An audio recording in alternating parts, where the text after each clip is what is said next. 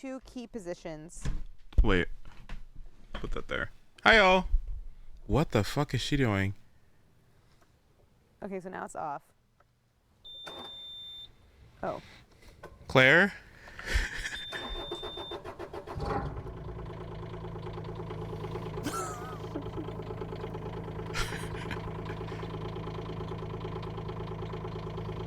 Why isn't anything happening?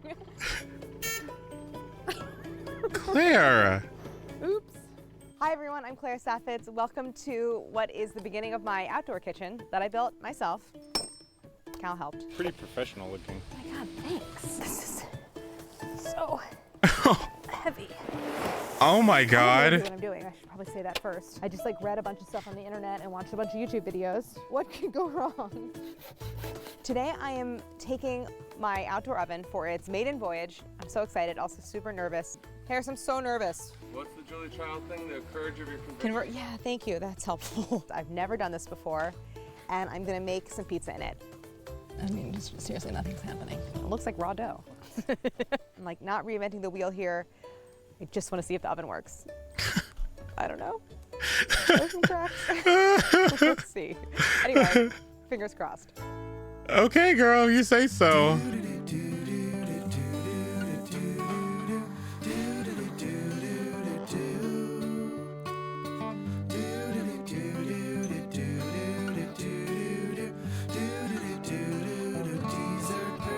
Can we make this? Okay. Y'all check the pantry real quick. Go check your cupboards. Y'all got water, flour, instant yeast, salt, olive oil, San Marzano tomatoes, olive oil, kosher salt, fresh oregano, red pepper flakes. Y'all got that? Stand mixer, outdoor oven, pizza peel, and pizza making tools. For the first bake ever in the oven, I'm going to go with a Neapolitan style pizza. I'm not really like reinventing the wheel here. Kind of classic Neapolitan style dough, little tomato sauce, little mozzarella, nothing fancy. I just want it to work. This particular style of oven is really built for bread baking. It has this beautiful dome. It has a door that is a very specific height relative to the height of the dome, where you get this cool sort of like Red Baron pizza style heating with the airflow. But you can still make pizza in it. Pizza ovens actually are less sort of technical. You can do something like flatter with a bigger opening. So this is super versatile. You can do pizza, you can do bread, you could do like anything that you put in your oven at home, you can bake in here. Cookies and, you know, vegetables. So I'm just super excited. I feel like this is gonna really change how we live in this space. Do you know how hot these do you know how fucking hot these things get? Like, do you actually know like why these things are like not necessary, but like why people opt to build them? Like, do you understand how fucking like insanely hot those things get? Those pizza ovens, like they get so hot, it's crazy. Like, but there's a big learning curve. I've like done so much reading about it, like hours and hours and hours, not to mention the actual building of it. I just really want it to work. I started this building process 370 days ago. oh my god! It was right before What's for Dessert came out. That was last year in November. I was like, I gotta start this oven project before the ground freezes. So late October, I dug a huge hole. I rented a mini excavator. Oh my fucking god. And then I took an enormous pause for the entire winter, a book tour and everything. I was away for a long time, and then I picked it back up in the spring and summer. So I built a foundation, I laid concrete brick, I poured a concrete slab on top. I designed it so that it has wood storage underneath. That was really important to me to keep everything dry. Mm-hmm. Then I built a bed of insulation, then laid the fire brick for the oven floor, created a big dome of sand. That was the form. Then I built this sort of mixture of clay and mud and sand in a dome around it. I built the brick arch, and then you have an oven. I put a chimney in. I still have actually more work to do. It's not quite finished. This is really rough looking and kind of ugly, so I'm gonna like stucco over the base of it. I'm going to add a layer of plaster to the outside so it's like super smooth. That helps to make it a little more water resistant. And I have to build a roof. This cannot get exposed. Girl, why didn't you just commission someone to do it? This is why I love her, but why didn't you just fucking like get someone to do it? The moisture or rain. So Would I do it again if I really fully understood the complete extent to which like this was going to require so much time and research and frankly money? I don't know. But I built it. So here we are. And I love it and I'm so proud of it. And I learned a lot. But this was a lot of work. I think that this oven is getting hot. The dome is warm to the touch, the top of the insulation. So, it takes several hours to get it fired up, literally. One thing that's happening though, is there's a breeze that's kind of going this direction, and the breeze is actually like pulling oxygen away from the fire. So I'm gonna put up something called a firing door, where I'm gonna basically close off a lot of the opening, but leaving a gap at the bottom so it can pull air in. And there's this kind of system based on the way the fire moves and like the dome, where it's gonna pull in air through the bottom, pull it to the back. It's gonna come up to the top of the dome, and then up through the chimney. So that's the kind of airflow. So, Vinny and Cal started the fire actually without me while I was inside. Like, it's been a few hours. So I'm hoping that we're almost at that temp. I want it Hours? I would love it if it got around 700. 800 is really better for pizza. Like, do you see how hot these things get? 800 degrees? But I would be so happy with 700, even 600. I wanted to just get past 600 maybe. One quick note, one thing I learned in this process is like, it's not really gonna achieve these really high temperatures until everything's super dry, and it's not dry yet. It takes quite a bit of firings to get it dry. So will I get there? Possibly not. All I want, let me revise my goal. I just want it to get hotter than my oven inside can get. So like over 550. New goal. I keep lowering my expectation. But I think we can do it. While I get my fire really in a good place, I'm gonna show you how I made the dough, how I made the sauce, and I really hope we make some pizza out here. So before I get into the dough recipe, I want to thank our friends at King Arthur Baking Company, based in Vermont. King Arthur is America's oldest flour company. All of the wheat flour is grown and milled in the US. And if anyone's seen any episodes of Dessert Person, you know that King Arthur is my flour of choice for all of my baked goods, from cookies to cakes to breads. They have a full line of flours, including gluten-free. And I also use the bread flour for all of my breads. It has a high protein content, so it makes the most sort of beautiful, open crumb, chewy bread. Today I'm using the 00 flour, which I'm super excited about. This is a mix of hard and soft wheat flour. This is specially formulated for Neapolitan-style pizza crust. I'm gonna get like a super bubbly edge and really thin crust all across the surface, so I'm really excited to use it. If you wanna learn more about 00 and all the flours that King Arthur Baking Company makes, you can go to the link in the description below. So thank you to King Arthur, and I'm super excited to make our pizza dough. All right, let's do it. So The the dough for Neapolitan style pizza ideally is made with a style of flour called 00. So that refers to the way that it's grated in Italy. 00 really is a wheat flour that's just very, very finely milled. And when flour is that fine, it basically allows you to produce a dough that can be stretched very, very thin. And that's what you want with a Neapolitan pie, is like an ultra thin crust.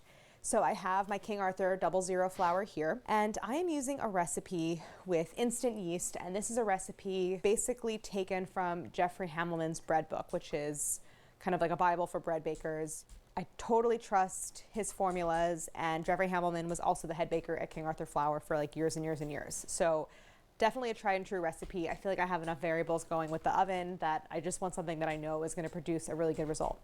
So I'll show you how to make his recipe for Neapolitan style pizza dough. It starts with something called a biga, which is a style of pre-ferment. So like sourdough starter is a pre-ferment. Anything that is a portion of the dough that has already been allowed to ferment with yeast that gets added to the dough, that's a pre-ferment. And biga is sort of like an Italian style. So the ingredients for the dough, super straightforward. I have my 00 flour. Okay. And a little bit of olive oil that goes in at the end. Kosher salt, yeast, water.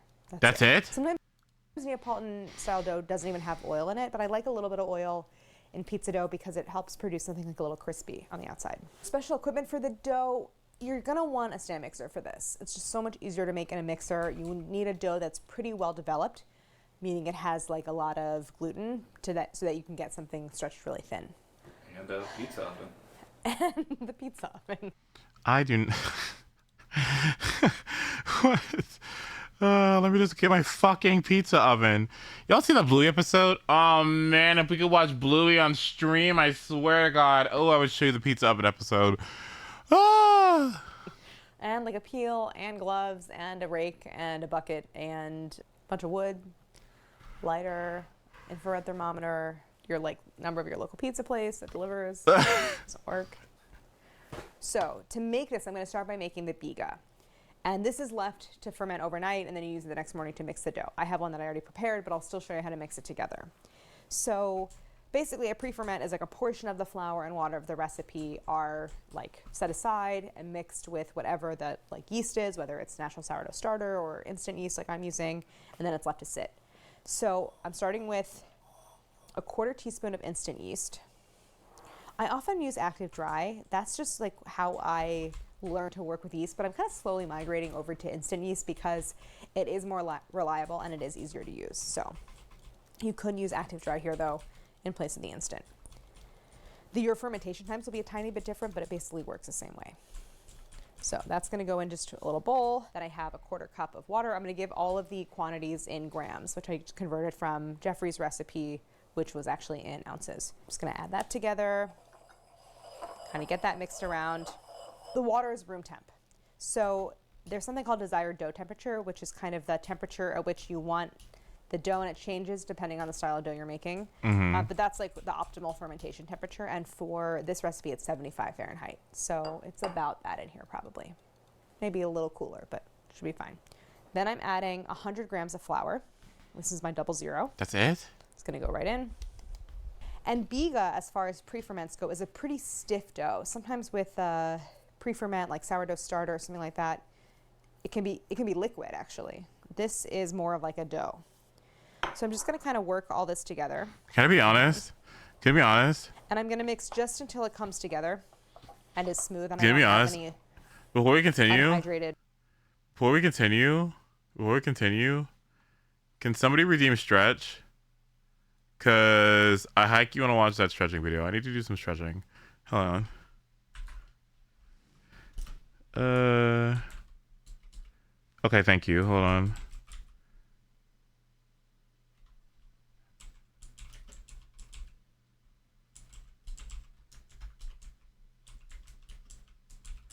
Hang on. Let me get the video up. I think we'll continue. Okay, hold on. Why did you want people to use their points for that? Because fuck you, huh? How's about that? How's about that one, huh? Hold on.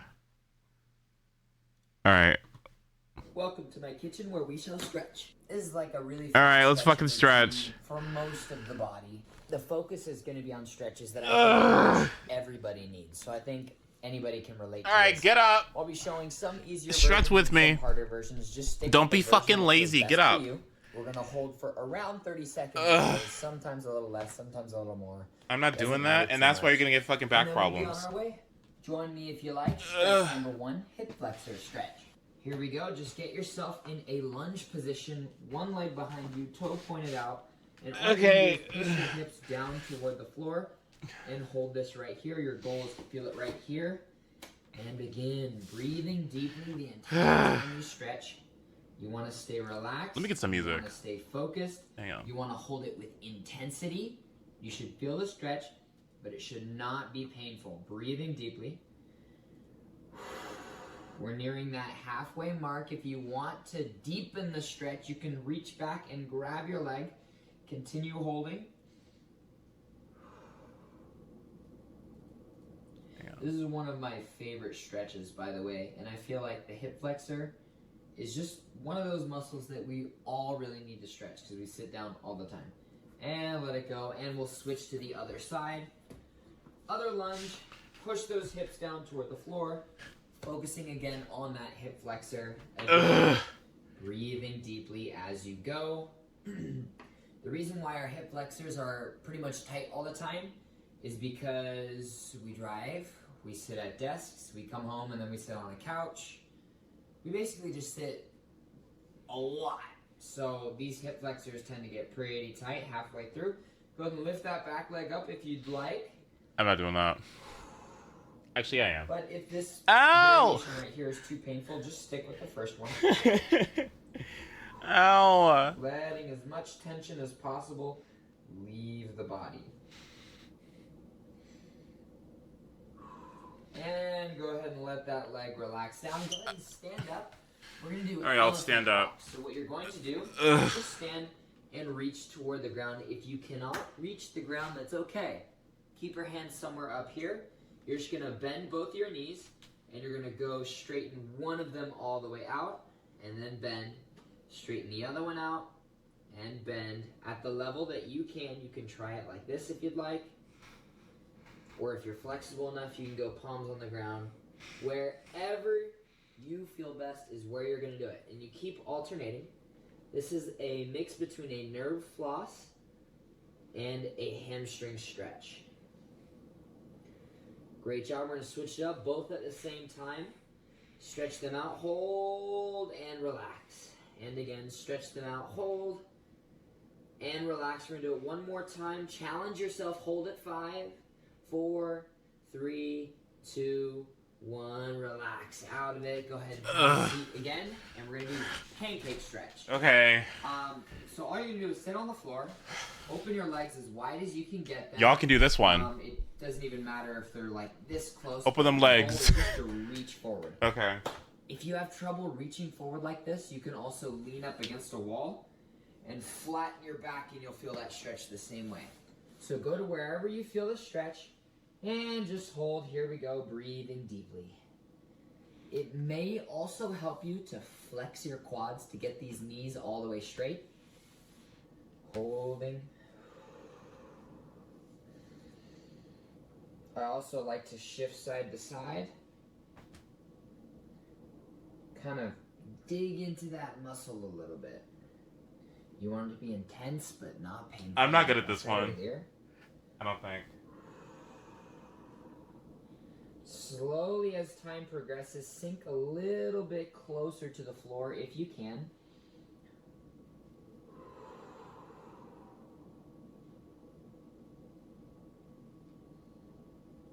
This is great for the hamstrings and the adductor muscles. If you're trying to do your middle splits, this is probably the best stretch, because if you think about it at the highest level, your pancake stretch and your splits are the same stretch. Go ahead and lift yourself out of it, shake those legs out. Now this next one is actually my favorite stretch. It is the figure 4 stretch. All you're going to do is lay down on the ground just like so. Cross one ankle over the knee, and if you already feel the stretch down there, just hold it right there. But if you'd like to deepen it, you're just going to grab this leg and hold it right here. Now, instead of pulling it all the way into your chest like this, what you're going to do is hold the tension and focus on bringing your tailbone down to the floor, holding and breathing. This is a piriformis stretch or figure 4 stretch. It's great for your low back. If you have sciatica, this is a must. It's also great for these hips. If you're focusing on getting your deep squat, this will also help with that.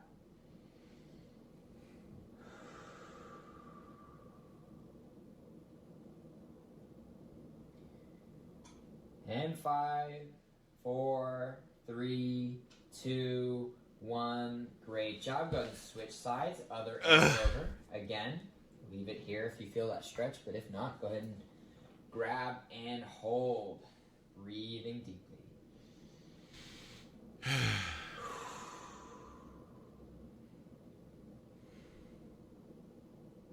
You may notice that one side is tighter than the other. That's totally normal. If you'd like to fix that, don't pull it tighter on the tighter side. Just hold it for around 10 seconds longer after the video is over.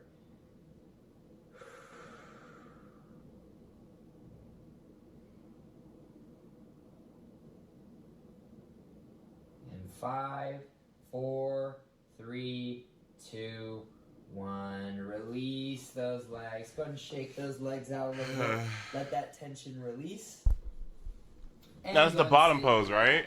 Next up, we're doing a lat stretch. Okay. All you're going to do is go into all fours just like this. And you're going to sink your chest down toward the floor. And you may have to lift your arms out of the way. And for some people, it feels more comfortable to have the thumbs up toward the ceiling. I, in fact, recommend this variation, so do it like that. Sink the chest down toward the floor and feel that stretch. The goal is to feel it at the back side of that armpit. Breathing deeply. This is another area of the body that is almost always tight because we almost never use our lats in a full range of motion in everyday life.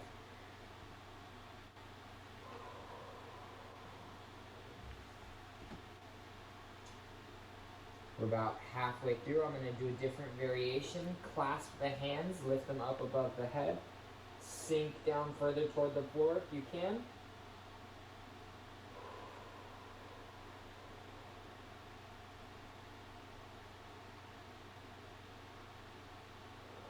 Five, four, three, two, one. Go ahead and lift yourself up out of that stretch. And great job. This is one of my favorite stretch, sideways stretch for the spine. Lift one arm up and stretch it over to the side just like this and hold. Now make sure that you're not lifting up one side of your hips. You want both of your hip bones down on the ground. And just pause there and feel that stretch. For some people this is very intense. For some people it's kind of easy. It's so-so. As the time progresses, you may find that you'll be able to sink a little bit deeper into it without your hip lifting. Only go as far as you can. 5, 4, 3, 2, 1. Lift yourself up, other side. Stretch up and over. Again, don't let the hip lift up. Keep it down on the ground. And feel that stretch. You almost want to think of it arcing from your pinky all the way down to that sitting bone, or your hip bone over there. Letting that stretch deepen as the time progresses.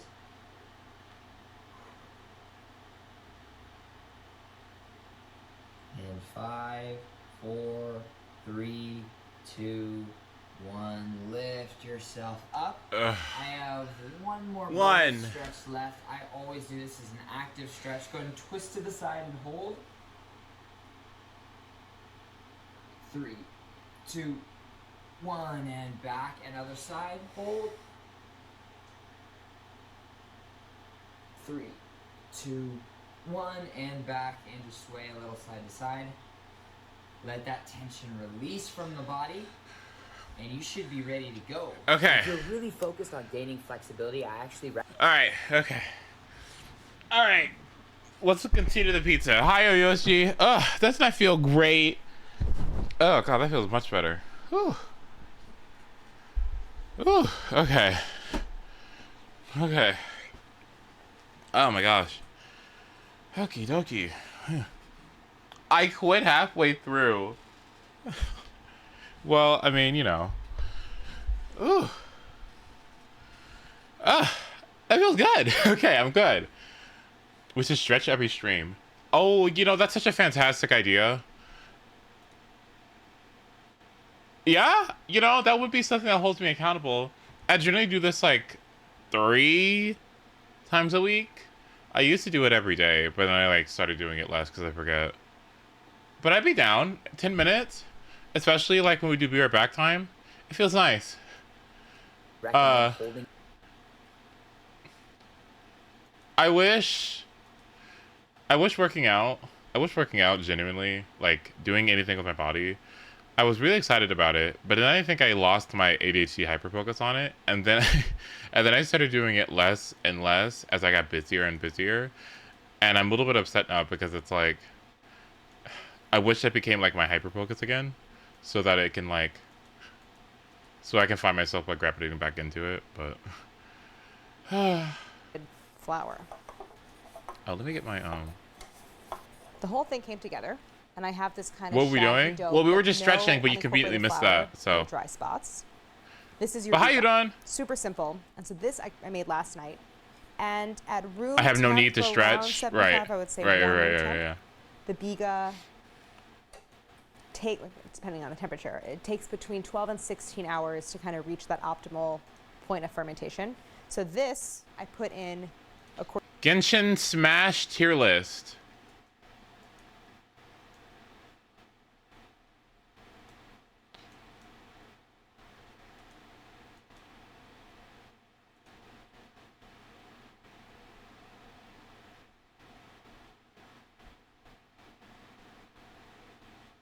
I see. quart container, and it's been We could do that. like 13 hours for this biga. So you can see that it has. I was playing that one of yeast my in there routine. has There's a mission that made me activated, think of it's you. feeding on It was the called starches in Monster the flour, Tough. and it's producing gas.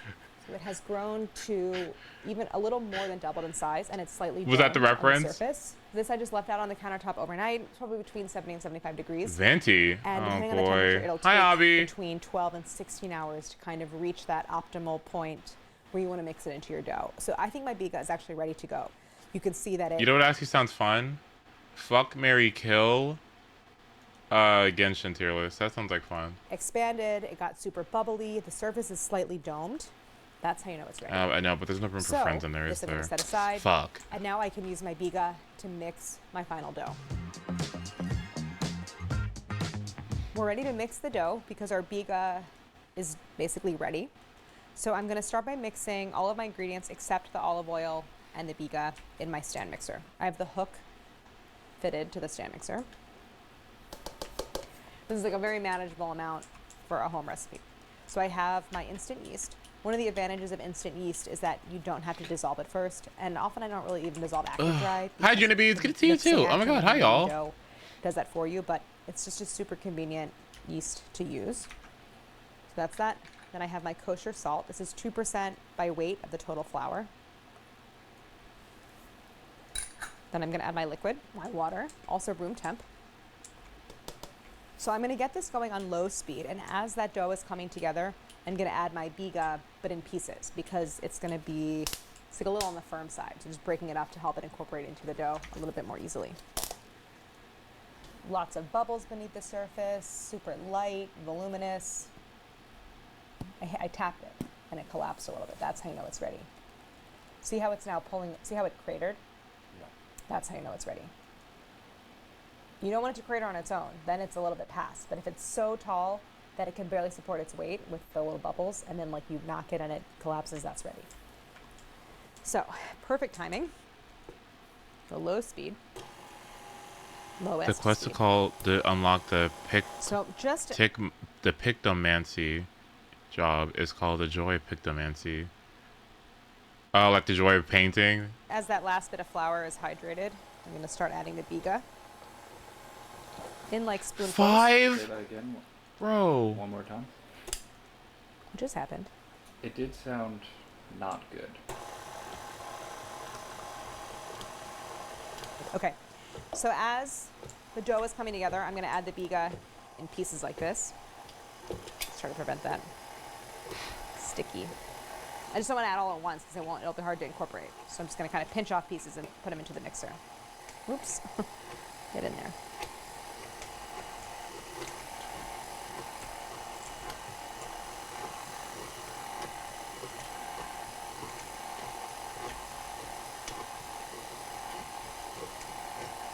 Last piece.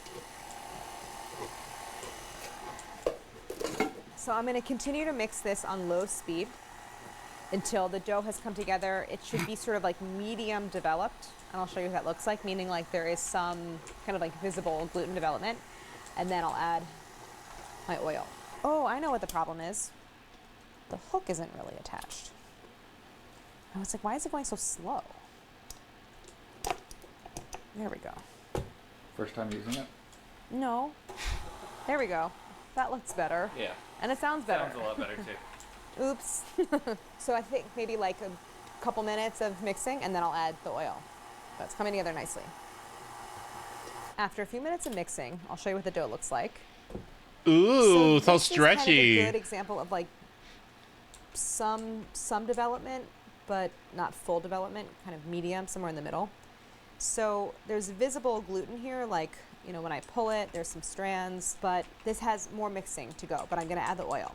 And the oil is actually going to kind of work against the development of the dough. So after I add the oil, it's gonna take like a nice, long, pretty slow mix, maybe 5 minutes or so, and then we'll come back and check.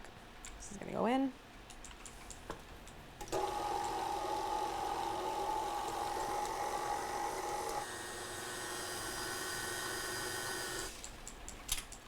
Five minutes mixing, maybe a little more.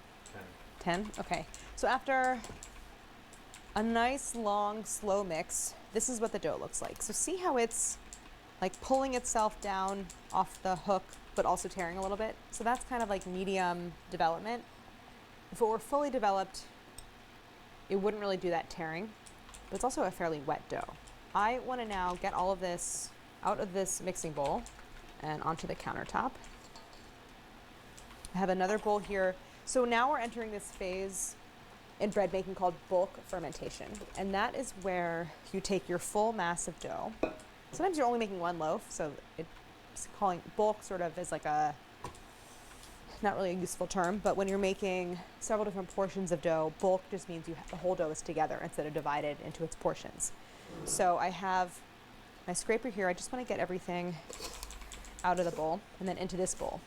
So because the dough is pretty sticky, I'm going to just very lightly oil this bowl. Just a little olive oil, just to help prevent sticking.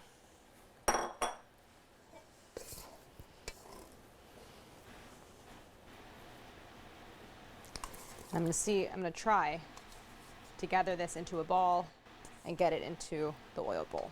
Get a little oil on my hands.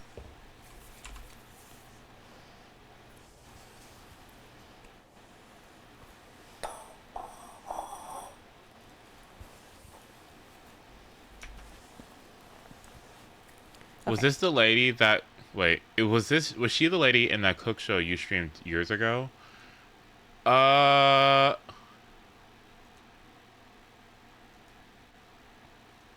Who? Amy? Oh, no. So I'm gonna lift this whole Not at all. piece of dough up, get it into my bowl. So I'm gonna cover this bowl. This is gonna hang out at room temp for about an hour. 75 degrees is ideal, but like a couple degrees cooler is fine. Oh, also, I meant to tell you guys, I did some calculations on Genshin Optimizer. So I put in, I finally put in Yelan, to see how much my damage would be given my current artifacts. And my Aqua Simulatra that I may or may not wish for, I'm not sure. I'm not sure between this weapon. I don't know. I don't know. Like, it's such a like, I want it, but like, I don't know. I don't know. I don't know. I don't know. Like,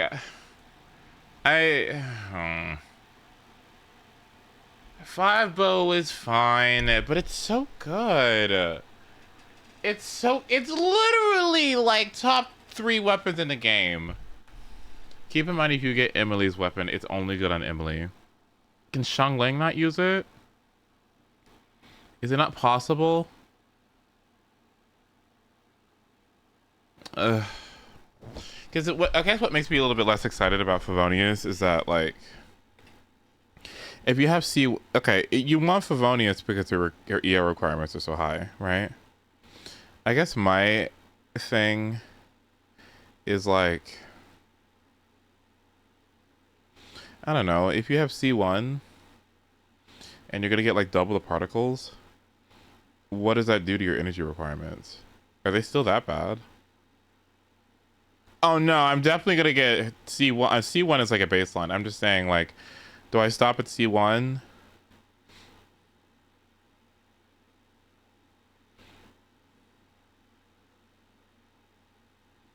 Her EO requirements are 180. As far as I know, when I was talking about like teams that I have that can run her, this is what I was going for. I was gonna go for Sing Cho, Yelan, Nihita, Kuki.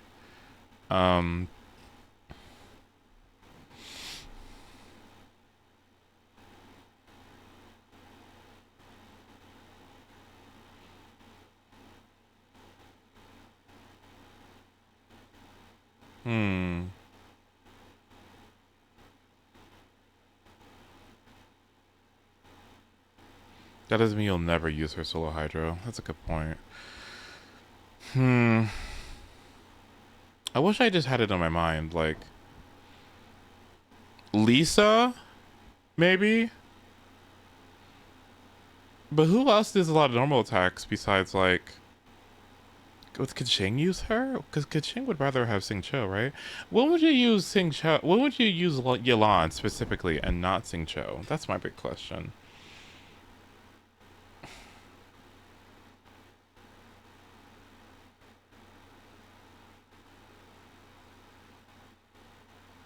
You want some of the Latin Loster?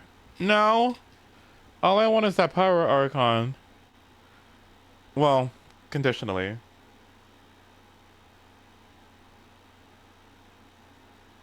Probably.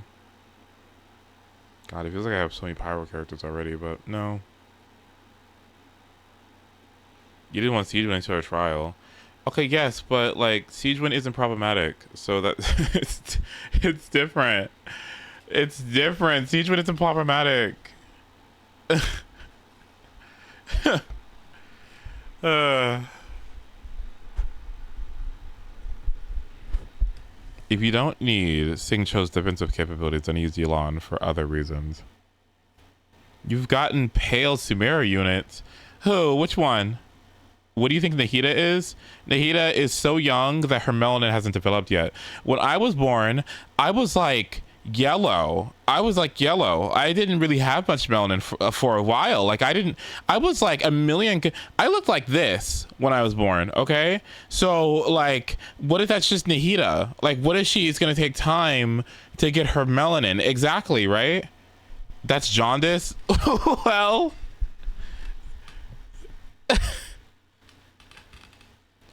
I'm already problematic. No! No, I'm different. No! It doesn't count.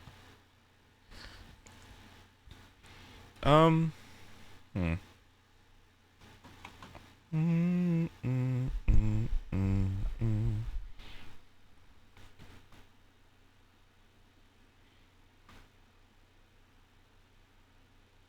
Fine. So what if I switch this over to Favonius?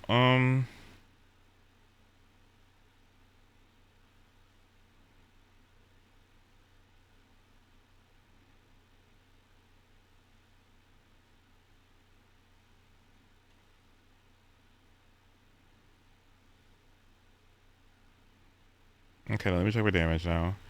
So assuming I have Favonius Warbow, you're saying I'm going to need... Okay, yeah. So this is what I calculated. I calculated 180% ER with 3,000 HP. And how possible is it for me to do that?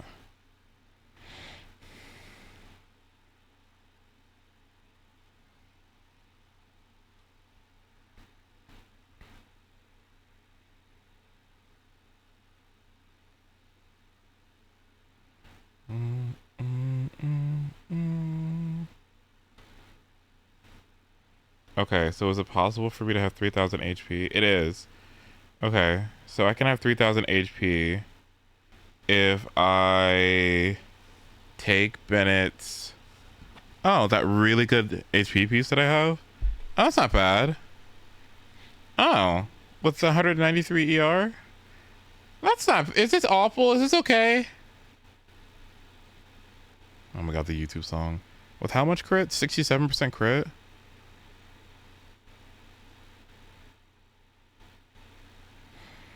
Can't it be offended about being microaggressed and also have fun? Good point, actually.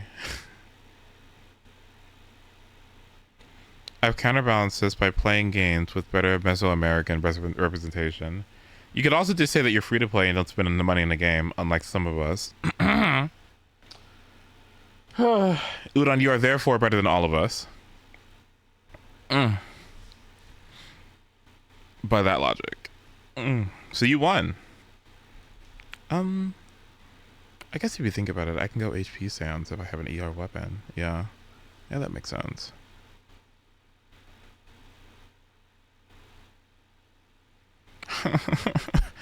I hate artifacts, dude. Like, shit, this shit is so annoying. Why am I so bad? I don't want to keep farming these. I mean, this is okay, I guess.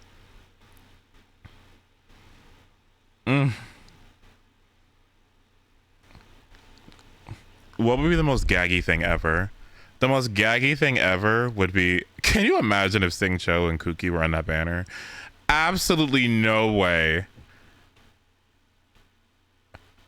Oh my god, no. God, no. That'd be so out there. No way. Because Sing Cho was just on, whose banner? Kazua's banner?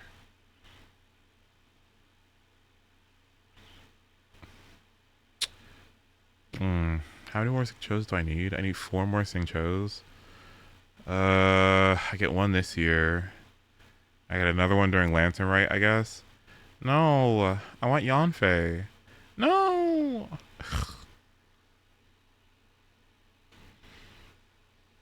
Just don't look at what I say about pasta behind closed doors. Oh, should I not tell him? Okay. If you say so.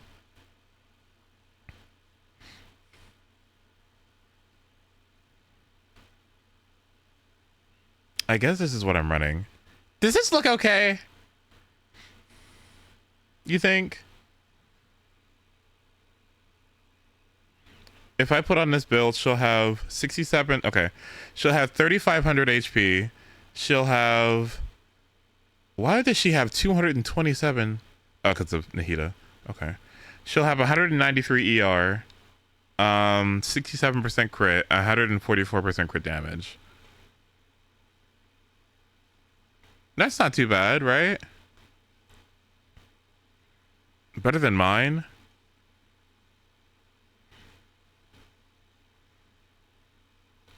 Okay, no, okay, okay. I'm not even feigning ignorance. Is it just because of the hydro resonance that this doesn't look like shit? Because why in the world? Because that does not. I don't feel like after all that effort we accomplished much. I know I'm not being dramatic either. So like, it has to be because of hydro resonance. Yeah, there's just no way. I mean, it's fine. Honestly, yeah. If hydro resonance is what... Oh, that's kind of nasty. Wait, Xingqiu Yulan? Ew, wait a minute. That's nasty. And I don't even know the worst part of it either. All I know is that, like, she wants HP. She wants someone to give her a bunch of particles, which he does with... Oh. Okay. Okay, wait a minute. That doesn't sound too bad. Yeah. Okay.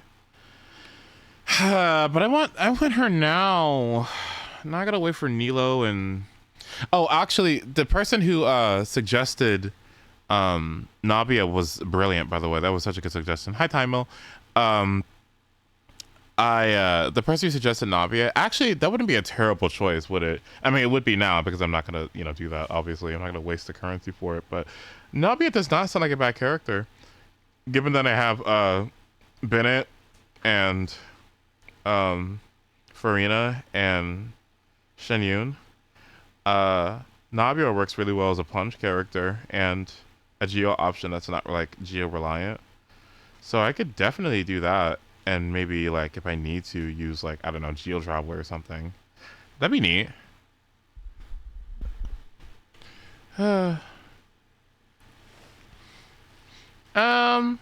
I guess the data here indicates relative success, but yeah, I can't justify wasting Navia. No. Oh well. If I upgrade my, what is this? Oh no, hold on. Let me.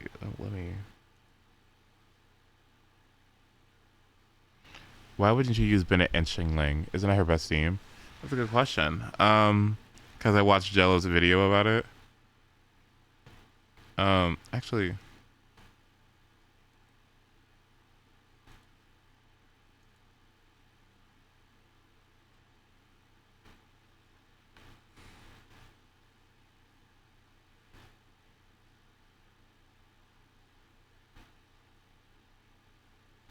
Stop looking at my history. Stop.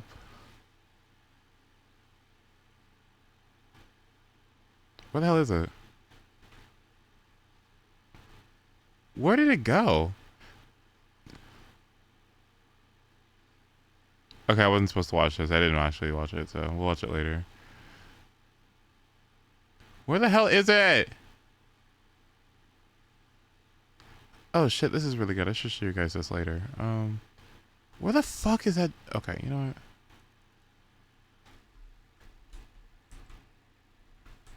Jello. Jello. Where is E? Jello Impact. Here we go. Is Jade underwhelming? Stop!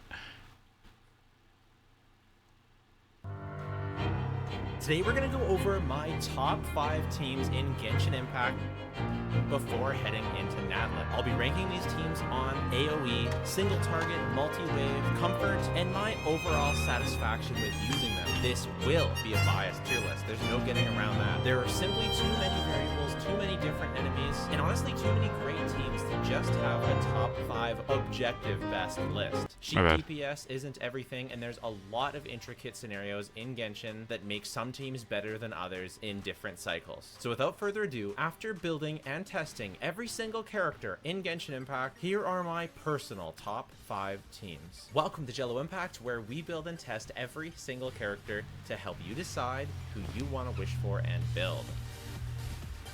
Number 5 is Navia Plunge. What Navia falls potentially short in sheet DPS, she makes up for in very consistent and easy to execute damage. If you're a longtime viewer of the channel, you know that we are mashers at heart here at Jello Impact, and although I do my best to learn all the intricate mechanics of a character's kit, I love it when I can execute a character's combos and best synergy. This looks slow as fuck. That took 20 seconds? Bro, what? And although I do my best, look how long this takes. What? Plunge. What Navia falls potentially short in sheet DPS, she makes up for in very consistent and easy to execute damage. If you're a longtime viewer of the channel, Oh no, I would not be ulting with Shiori here. This looks like shit. You know that we are mashers at heart here at Jello Impact, and although I do my best to learn all the intricate mechanics of a character's kit, I love it when I can execute a character's combos and best synergies consistently, simply, and easily, and Navia gives me that. She has great single target performance. She has alright AoE performance, given the fact that Navia Plunge makes up for her AoE shortcoming quite a decent bit. Although it's obviously not as good as characters with a huge AoE like Novelette or Nilou, or grouping like Kazuha, the fact that Plunges have such a large AoE and that her skill can hit more than one enemy make her serviceable AoE and a menace in single target. The fact that there's no Viridian and Venerer to keep up, no complicated rotations, flexible rotations due to Navia not needing to stay on field for a specific length of time, very consistent buff up time, and without the need to apply debuffs to enemies, she has very consistent multi-wave performance. Multi-wave has become a bigger and bigger thing in the recent abysses of Genshin Impact, and honestly forever, but as multi-wave phases become more and more impactful and more challenging, characters that can deal with multi-wave damage heavily increase in value, at least for me. She's also very easy to play. You can either slot in a shielder like Zhongli, but even just a second Geo character, such as my personal favorite Chiori, gives you a fair bit of damage mitigation, as you'll be collecting a lot of crystallized shards on the team, which give you some interruption resistance, and of course you have very strong healing with Shan Yun. So overall, it's a consistent, comfy team that can deal with a wide variety of scenarios. What keeps this team behind the other 4 is mostly the raw power. It's got good raw power, but especially without 5-star weapons or without constellations in Farina, by the Is it that good? I mean, like, I guess if you think about it, like, Shen Yun and Farina is so broken together that, like, if you have an infusion of any kind, all you gotta do is just sit there and just, I don't know, do damage, right? I saw a team with Kaveh, Bennett, Farina, and Shen Yun, and that works well because Kaveh has a particularly good and unique Claymore plunge, and I'm like, is it just because anybody can do some plunging, and all you gotta have is just infusion, or what? Like, or is it Navia herself? I have no idea. the way. All my characters are at C0 and I test both with and without 5-star weapons, but the raw damage just isn't as impressive as especially the higher teams on this list, and so overall it makes it into the 5th spot. If you want to build this team but you don't have all these characters, Chiori is the flex slot here. You can swap her out for Zhongli, Albedo, Ning Wang, and who wouldn't want to swap out for that skin, or Geo Traveler. I do prefer Chiori, but she is definitely the one unit that is replaceable on the team. On the Navia Plunge team, Farina Shanyun is an irreplaceable Ding dong. core, but if you just want to build a Navia team, there's plenty of other options. Check out my full Navia video. I also want to talk about for each team if I think they could be improved in Natlan. So for Navia, I think it's possible that we get an upgraded of Chiori in Natlan. Chiori at C1 I see staying at Navia's side pretty much forever in terms of like peak partner, but C0 Chiori, which is what I use, she's not using her whole kit. So if they release a Geo character that can use their whole kit on a Navia team, I mean, I could see it outpacing Chiori on the team. I know there's a new Geo character coming out in 5.0. I mean, I kind of doubt that a 4-star would outpace Chiori on the team, but it's definitely possible. Or maybe you end up using 2 Geos. We'll have to wait and see. But I do think at least C0 Chiori will eventually be replaced on the Navia team as we get more powerful off-field sub DPSs or buffers that are Geo. So yeah, I definitely expect this team to improve in the future in one way or another. Coming in at number 4, it is Hyper Bloom. Hyper Bloom for all of Sumeru was my go-to team, especially in single target. Very similar to the Navia variant, Hyper Bloom has incredibly strong single target performance and is also incredibly easy to play. It is probably the easiest team to play in the game. It has excellent single target performance, okay AoE performance. It's not great, but it is serviceable. Nahida's ability to tag multiple enemies with Dendro, and Xingqiu being able to tag enemies with his rain swords gives the team extra blooms in AoE, which you might not have in single target. And the team just basically does a lot of damage, so that especially if there's only 2 targets on the field, you're often just able. I kind of fucking believe Xingqiu. Like, that character is so fucking stupid if you really think about it. Like, why do those stupid rain swords do that much damage? And why do they shred Hydro Res? And why do they hit so many times? And he just has 2 dinky, stupid, like, moves. Why is he so stupid? Able to burst them down quickly enough, on top of Nahida doing respectable AoE damage. Technically, I do prefer Double Hydro, but Alhaitham is the better team. He himself brings some better AoE performance and an overall more front load to burst down boss phases or to burst down certain waves of enemies. So although I often gravitate towards the Double Hydro Hyper Bloom, Alhaitham Hyper Bloom is technically the one that actually deserves to be in the number 4 spot. Using Yelan allows you to buff Alhaitham's damage, as does Nahida. I just find the Double Hydro one more brain dead to play because it doesn't have any worry about rotations at all. You're basically just using abilities as they come off cooldown and normal attacking on whatever character you're on. Ideally Nahida, but if you end up on Yelan, no big deal. You can also reposition yourself using Yelan's skill in the Abyss Chamber. The team is very good in multi-wave, and using Xingqiu also gives you some extra interruption resistance. So Xingqiu plus Kuki makes this team actually very survivable and very tanky. The main core is Nahida, Electro, and Hydro, so there's an infinite variations of Hyper Bloom. Chlorant Hyper Bloom might have the highest ceiling. It might be Alhaitham.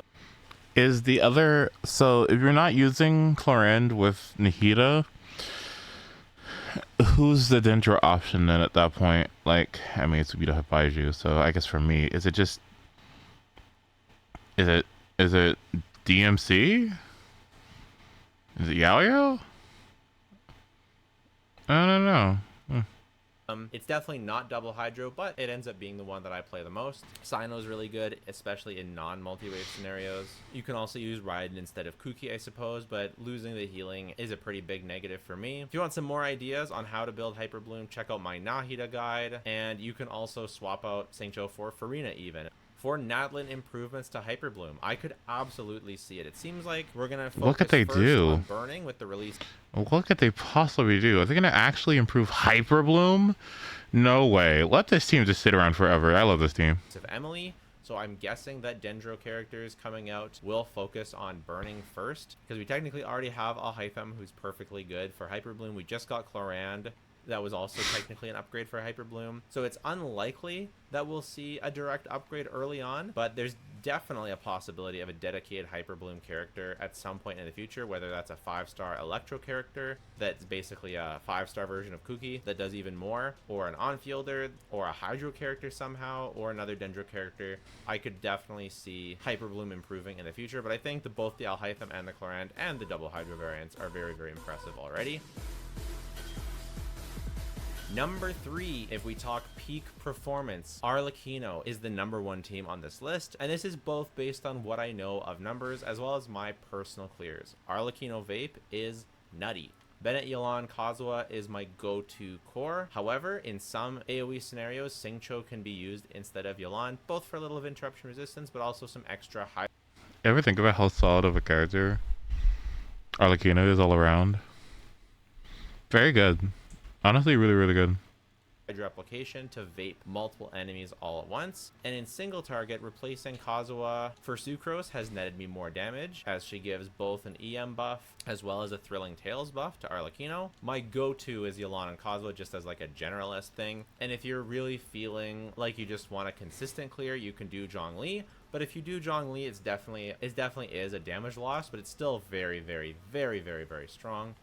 I really like the type of difficulty that Arlecchino is as a character. She's not mechanically difficult. This is the only mechanically intensive swirl team. Double swirl used to be like a main mechanic, and I'm just tired of it. I'm tired of trying to apply the right element on the right team, on the right enemy, and get the perfect double swirl, especially since there's no visual indicator as to whether or not you actually got the double swirl. So for a long time, I wasn't playing it very often. I wasn't playing Hu Tao VV Vape. I wasn't playing Yoimiya VV Vape. But Arlecchino reignited my love for VV Vape because of how strong it is. She doesn't have interruption resistance, so definitely unless you play Zhongli, in which case, again, the damage is lower, she is susceptible to being knocked around. And if that turns you off from playing this team, so be it. But when you can get it to all come together, man, is it... Does the Yelan self infuse you with Hydro, by the way? Or wet, I should say? satisfying to just see the enemy's health bar melt. So she's good in single target. She's solid in Nope. AoE. She doesn't have as big of AoE as it originally kind of first appears. Like, it is big, but it's like right around her. It isn't like in front of her very much. So you kind of have to really position yourself in the right way, and it's not as easy to get all the hits on all the enemies. Of course, you have Kazuha on the team to help with that. So overall, her AoE performance is still good. It definitely still beats Hu Tao or other characters like that.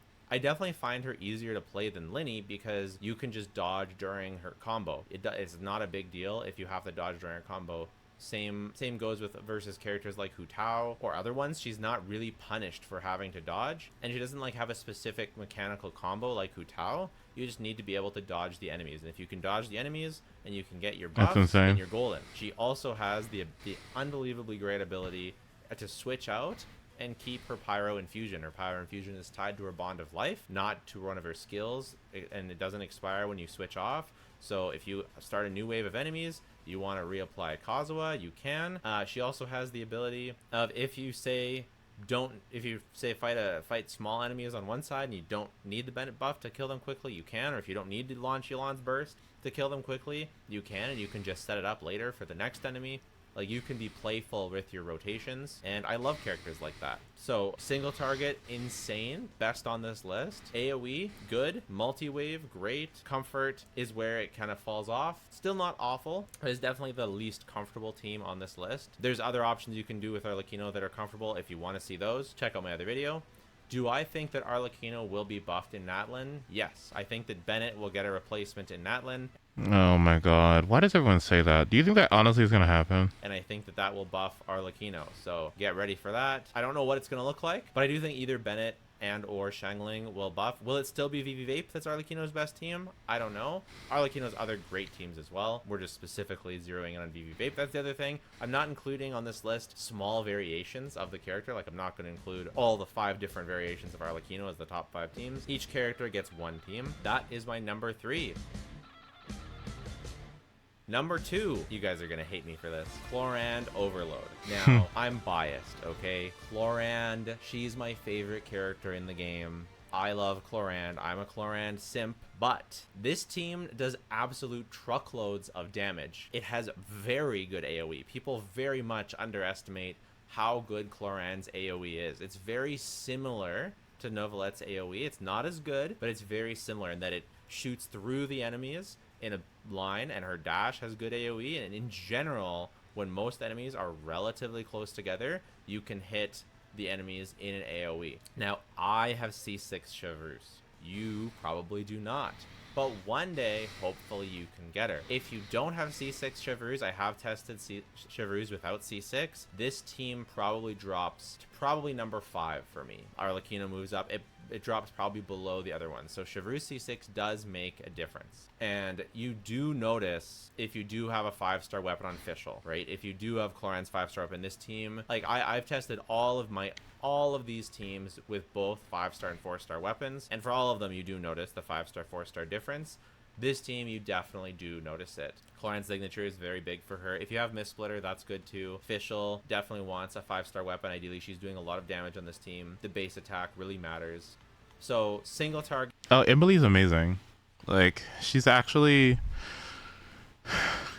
I don't know why I would want to wish for her, given that her 5-star weapon is so marginally better than every other option she has, that like that's gonna be enticing. I also don't like that her best set is some obscure new set that nobody has farmed unless you have like Arlecchino or Chlorand, and so you're gonna have to farm a whole new set for her, which is gonna take 10 ass years, and it's just like I don't want to deal with that, man. Like, it sounds like it's too much. Target, very good. Not as good as Arlecchino, but still very good. AoE, quite good. I would say it's better AoE than the Arlecchino team. Why do I pick this team over Aggravate? Even though Aggravate's technically slightly better, because it's kind of a pain to set up the swirl, and it's kind of a pain to refresh for multi-wave. Multi-wave is like a big thing again lately. This team has 0 downtime between waves. Absolutely 0 downtime between waves. A new wave starts, you're already halfway killing it by the time it launches. Chlorand being ranged means you can do damage from afar. Her skill allows you to reposition. I can't tell you how many Abyss Chambers that this was my best performing team out of all the teams on my account, beating every single other team, just because of how bursty the team is and how quick it is to set up. Like, you basically take no time. Fischl's skill takes no setup time. Chevrue's skill takes no setup or you have, I guess, if you have to use Toma on the first rotation because you need the overload before you do Chevreuse, or you do Chevreuse burst and then skill. But even burst and skill takes basically no time. Hi, Platinum. Good to see you. No time. And then Chlorand burst into her skill takes no time. And then refreshing it, like, the animations are so snappy and so quick that you have basically no downtime when you're doing damage. And here's the big kicker. The future potential for this team is absolutely through the roof. And I would never hype you up on future potential because that's irresponsible, but it's something that I am excited about because Toma is basically dead weight. Like, yeah, he's providing tenacity of the Millith buff to both Fischl and Chlorand. That's good. And yeah, he's giving a 15% damage to some of Chlorand's damage. Yeah, that's okay. But can you imagine if we had a Pyro Archon that could fit in this slot? Like, yes, he is giving infinite interruption resistance, and that is a big factor of why this team is so high. It is so brain dead to play.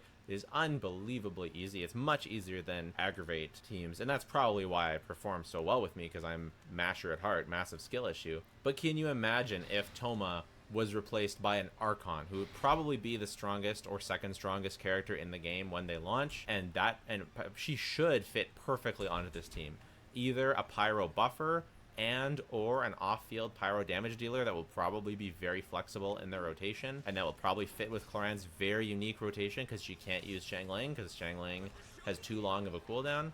This team will be giga buffed with the Pyro Archon. I just hope and pray that Chevreuse will be on the Pyro Archon's banner so that you can get C6, so that you can all be awakened to the glory that is the Chlorand Overload team. By the way, do not build anyone on this team for overloads. Overloads don't do damage. Chevreuse buffs the damage percent crit attack of the other characters after doing overload. So There's no overload damage going on. For alternatives to Chlorand, if you want to build this team, you need Chevreuse. That's an absolute must. If you want other Chlorand teams that don't use Chevreuse, go check out my video. Toma can be replaced for Dea, but it's pretty cope. Cooldowns are really long. Interruption resistance not that good. Doesn't give a damage bonus, so it's pretty much a downgrade in every way. And then Fischl, you can replace her for Yai, and you can replace Toma for Bennett. You can technically get a little bit faster with Bennett, but it's not worth it because Toma follows you around, and it's the infinite interruption resistance is just too good to pass up when you're not losing that much from going with Bennett. Okay, now for number one. Number one, you guys all knew it was coming. I would be considered a hack Yai to Miko. not make this my number one team. And of course, Novelette Hyper Carry is the top team in Genshin Impact. You know it, I know it, everybody knows it. Novelette's amazing. You can't even knock him for nothing. Good single target performance, not insane. Not the highest on this list. Plenty of characters can out DPS him in single target. Hu Tao, Linny, Arlecchino, Chlorand. Plenty of characters, maybe some more. But ease of use is off the charts with Zhongli being on his best in slot team. Yes, his single target performance is good, but his AoE is crazy. Being able to basically power wash the entire screen is absolutely nuts, and in such a huge range. Using Kazuha on his best team means you have a grouper innately. You also have Zhongli. You're using Farina. If you have Novelette C1, obviously it takes it even to another level, but I just have, again, C0 of all my 5 stars. And I've tested both with and without Novelette's weapon. He's definitely less impressive without his weapon, but if you happen to have the Battle Pass weapon or even the free-to-play weapon, it's so still insanely good. His multi-wave is great. In between charge attacks, you can just swap out to reapply Kazuha or reapply Farina, reapply Zhongli, whatever you need for the new wave. Mostly it's going to be Kazuha, without having to start a whole new rotation, without any downtime. And it's so easy to play. I feel like I should be able to go on longer about how good this team is, but replaceability, you can replace Kazuha for another Anemo unit. You can replace Zhongli for another defensive slot. You can do Charlotte, you can do Baiju. Baiju is probably the most popular, actually, for people that have Baiju. Novelette Farina, generally not replaced. I mean, you can replace someone with Lisa for the defense shred, and you get some electro charges in there. It's so flexible. But yeah, this team really is truly insane. Truly the best team of Genshin Impact. And for Natlan, how do I see this team improving? I'm actually not sure. I think that if the Power Archon gives interruption resistance, or maybe if she does lots of off-field damage, maybe you just slot the Power Archon in instead of Zhongli. But I feel like she's going to have to do with an attack buff. And so I can't, if she gives an attack buff, you're kind of wasting that on this team. But there's definitely room for another character to take over. If the other character that eventually replaces Zhongli does not provide interruption resistance, then Novelette C1 will be better, and this team will take a dip. That team would take a dip in terms of like quality of life for a C0 Novelette, because right now, one of the great things about C0 Novelette is, you know, you're not feeling like you're missing out on his Constellation 1 because you want Zhongli or Baiju or something on the team anyways, so it barely matters. So it's not super obvious as to what the team upgrade will be for Natlan. I definitely think it's possible. Maybe Emily with some burning stuff. Maybe Emily plus the Power Archon will make a burning Novelette a thing. So it remains to be seen. Let me know your top 5 teams down in the comments. Have a good one. Take care. Bye for now. Actually, you should tell me your top 5 teams right now as I go get some food. I'll be right back. Fight to live, baby. What the hell is bubblegum pop?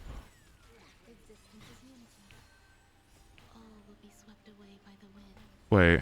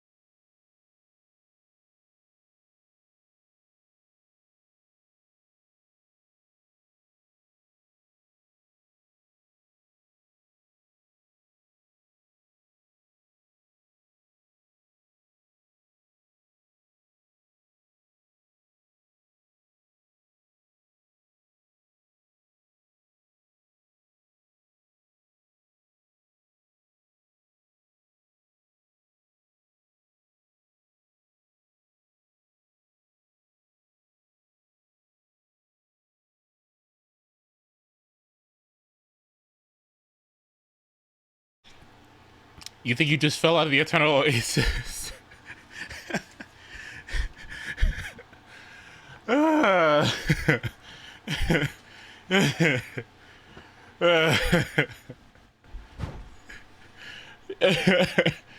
Oh shit. Ah. What was I gonna show? What was I gonna say? Do you guys ever think? Yeah. Play the line. Hold on.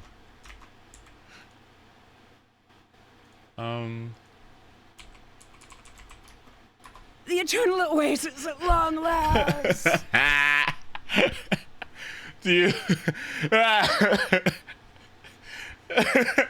do you ever I have a question. Do you ever think about like what is this era called? Let me pull it up. What would you call this era? And how does it make you feel? Like this kind of era? Especially this picture. Oh my fucking god, I love this picture.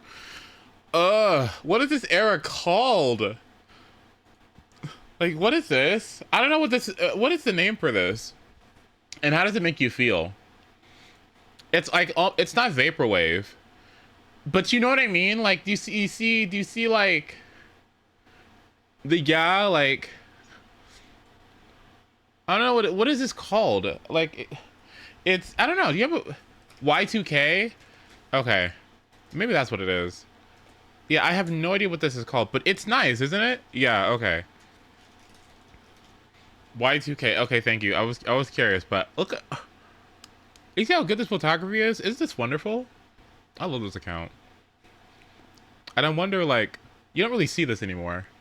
This sort of translucent, this sort of translucency that you see in Game Boys and stuff. You don't really see that anymore. I wonder why.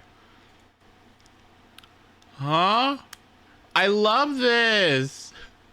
It's so old.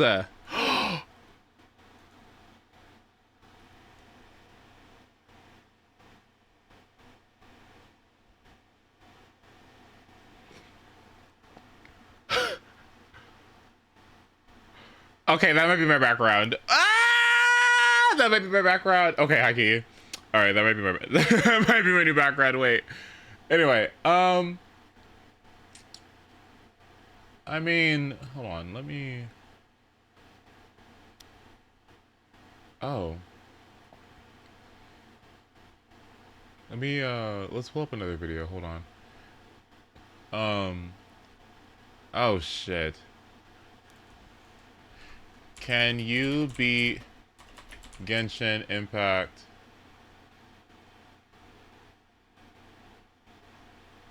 without teleporting? Can you beat Genshin Impact with Shangling only? Let's take a look at all the characters Genshin has given us so far. What is it? We started with Barbara, who made it her goal in life to have the worst run possible. Then we did Kale, who was alright, but the game didn't have anything Denver Hi, fans, good to for see you. 2 years, so that didn't help her much. Lynette, who surprised everyone by being one of the 2 best characters. No, you don't count! And now we have Shangling, one of the best characters in the game, who wants the title of Best Solo Guaranteed Character. Will her dominance from team comps carry over, or will she be exposed as a system character? We're gonna find the answer as we try to play Genshin only using Shangling. But before we get into the rules, I would just like to give a quick shout out to today's sponsor, Opera. I'm not getting sponsor blocked. Here are the rules. We can only use Shangling, and all polearms are allowed, including 5 stars. Now let's see if we can beat Genshin Impact only using Shangling.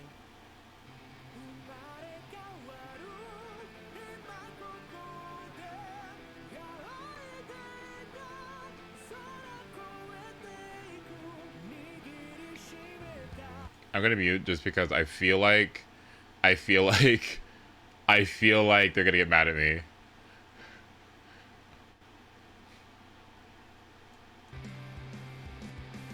We start our journey with a trip to the bank.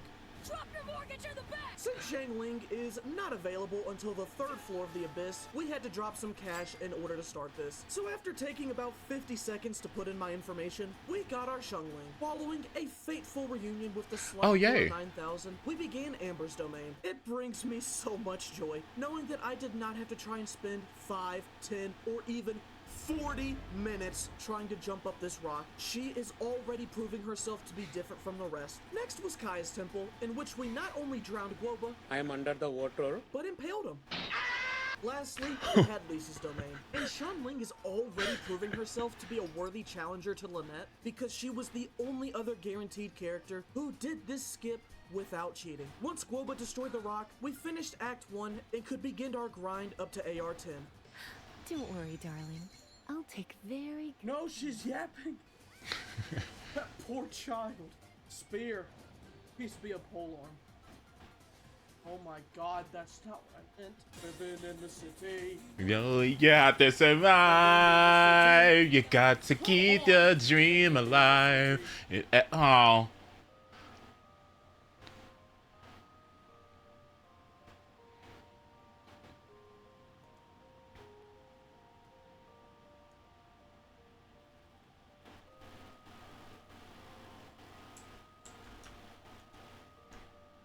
Wait, am I about to hit 65 in this game? No way. Did I hit 65? Oh my gosh! I hit 65! Oh my god! Wait a minute, let's focus. Hold on. Wait, it's time. Okay, how do I take my exam?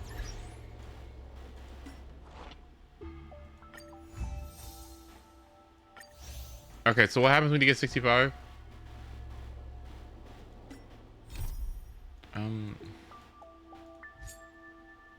Ooh.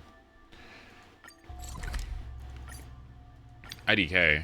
Well, hurry up a bigger. Well, I'll look. Don't worry.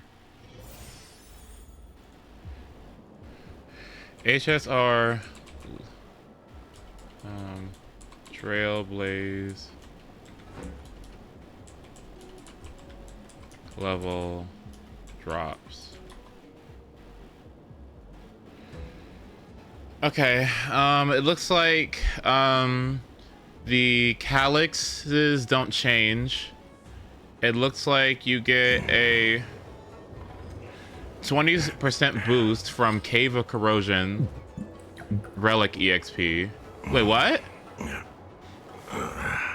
And you get more 5-star relics from Cave of Corrosion. Oh, thank fuck. Oh, that's nice. Thank you. So you get more. Oh, that's neat. What are you thinking about? Oh my god.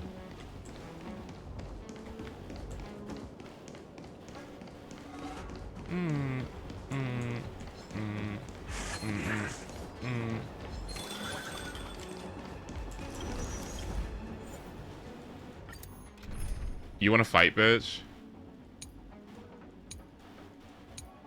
Where my Contras is?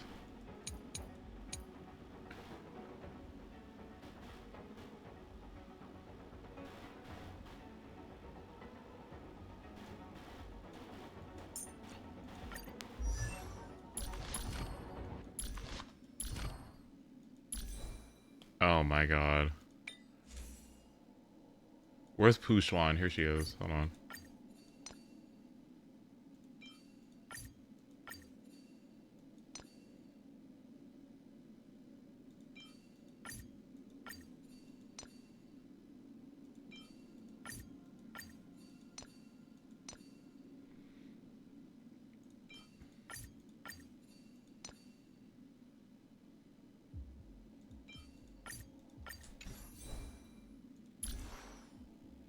Yep.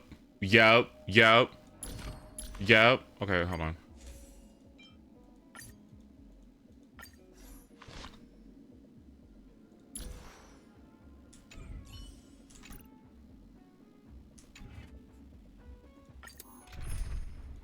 No, she didn't have death pieces. Those are damage reduction pieces.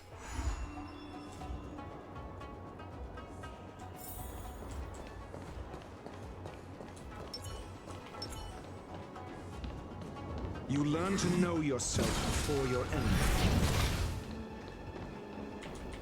Freeze! Dangerous spots. Well, Resonate all together.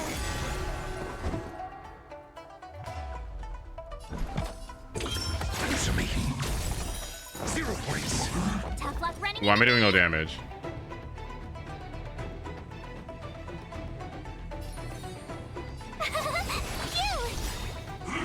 You're annoying. Gotta try hard sometimes. Watch this awesome move.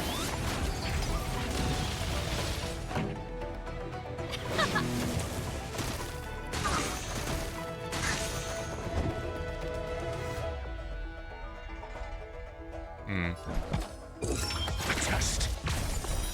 Free.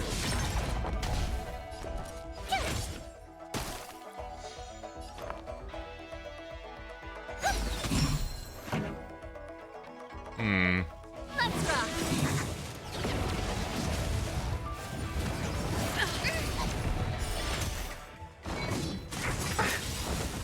Tonight, souls shall embrace. Tonight, the stars echo because of me.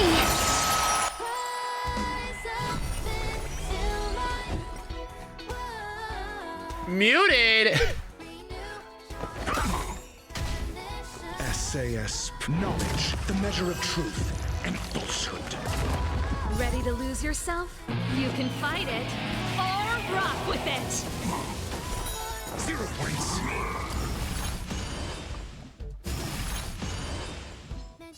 Oh my god, was that loud? Sorry. I don't know where that came from. Here. Pretty good crowd today. Try that again. You couldn't have done it without me. I cannot wait to tell you March. Ah! Okay. Huh. Crush now or crush later? For the theater of the mediocre. Freeze!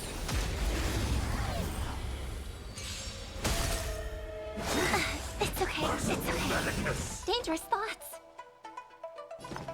Harmony and unison.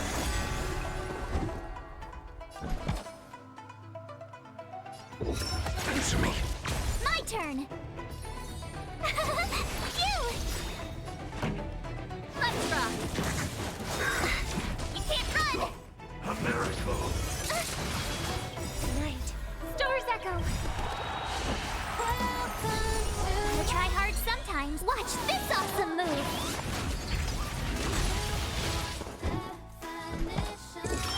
Test. Free.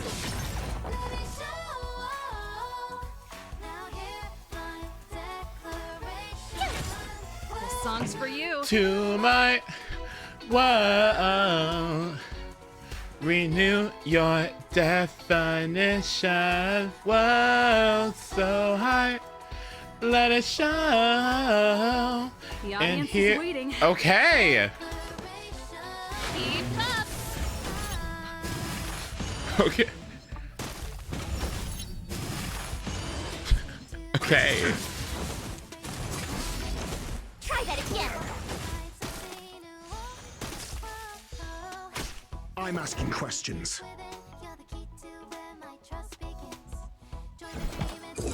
Answer me. 0 points.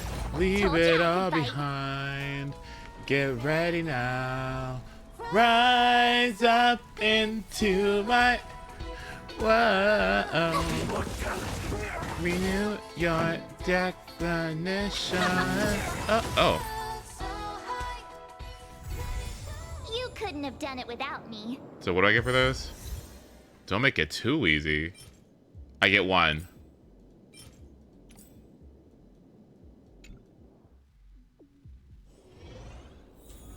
Yes, I've been play this game too much territory. All right, who's ready for some 4 stars?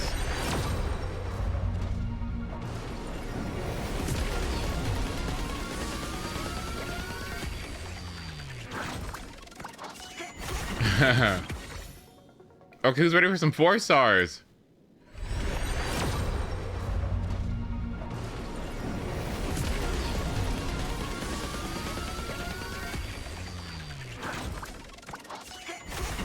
Okay, who's ready for some 4 stars?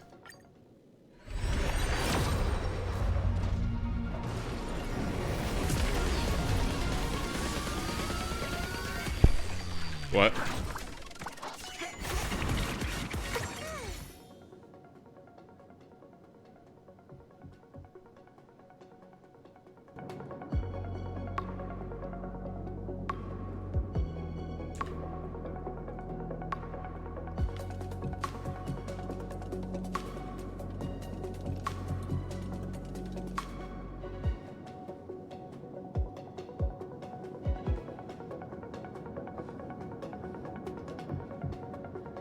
Okay, but you know what song is low-key good? You know what song is low-key good? You know what song is actually low-key kind of good?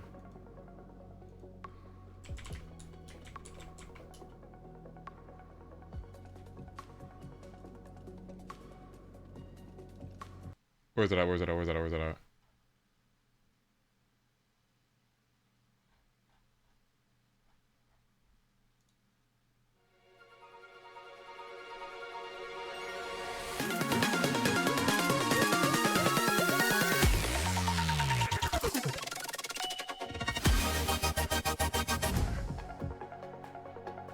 It's low-key good.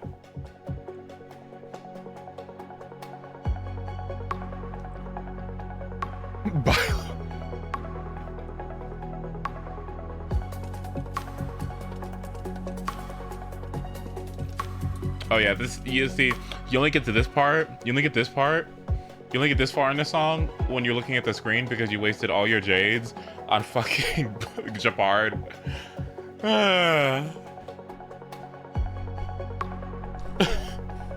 Cause you're just staring at it.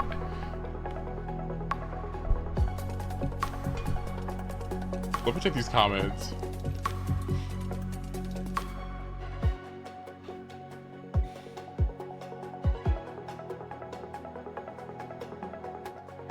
The theme song of me losing my 50-50s. Be nice. Wait a minute. Hold on, hold on, hold on. Be nice. ZZZs is nice. I like ZZZs. I definitely think that out of the 3 of these, I think Star Rail has the best wishing. All right. And then I go ZZZ, and then I go Genshin. But I will say, the way that that beat drop happens in Genshin is kind of good. You know what I mean? Like, when a 5-star appears on your screen and it's just like shing, it's kind of nice. What's it sound like?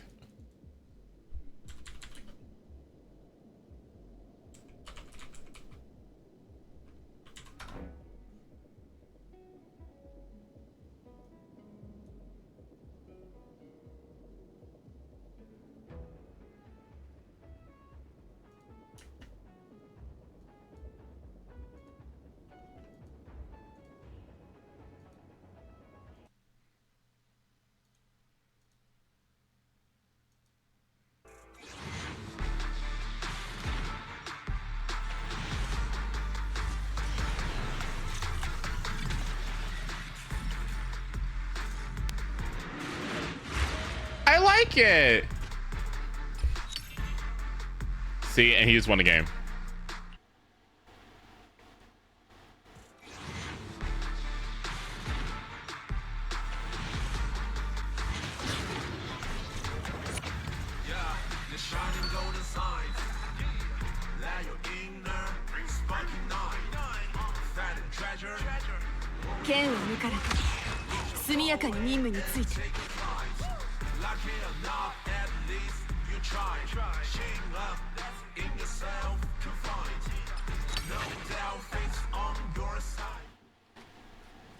And then there's the other one.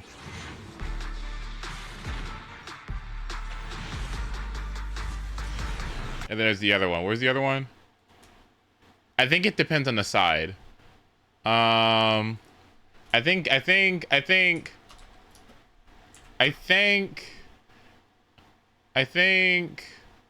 yeah, here we go. If it's on the left, it's male. If it's on the right, it's female.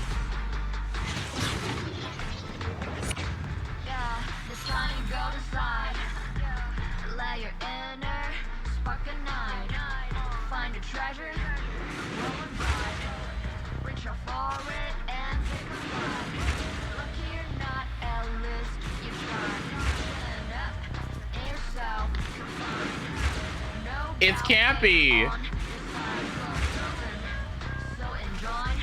I'm not letting you touch my tail, even if you keep staring at me like that.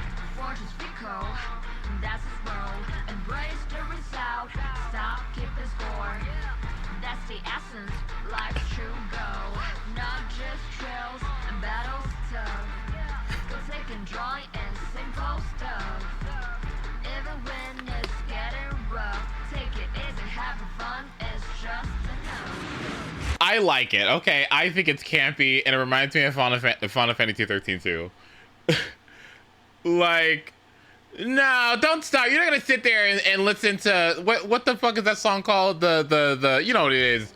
You know, of her rapping. If you like that one, it's equivalent. Okay, you know it's equivalent. Don't sit there and cap. You know it's equivalent. It is, because it is.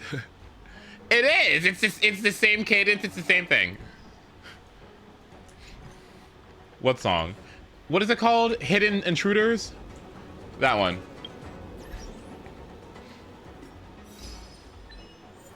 Don't make this too easy.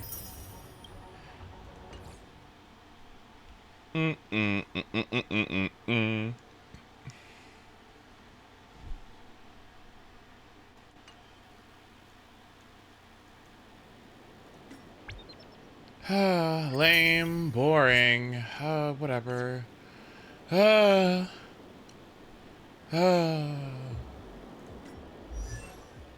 Anyway, Star Roll clears. I'll say that.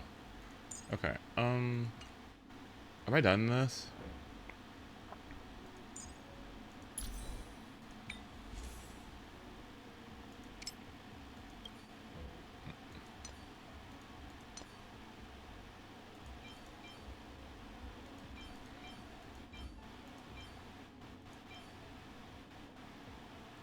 Both of them are booty. Star Rails is booty? That's amazing. It's amazing how incorrect you are. Whoa. I don't think you've ever been this wrong before. That's insane. What? How does that happen? Okay, hold on. Guoba. Himiko.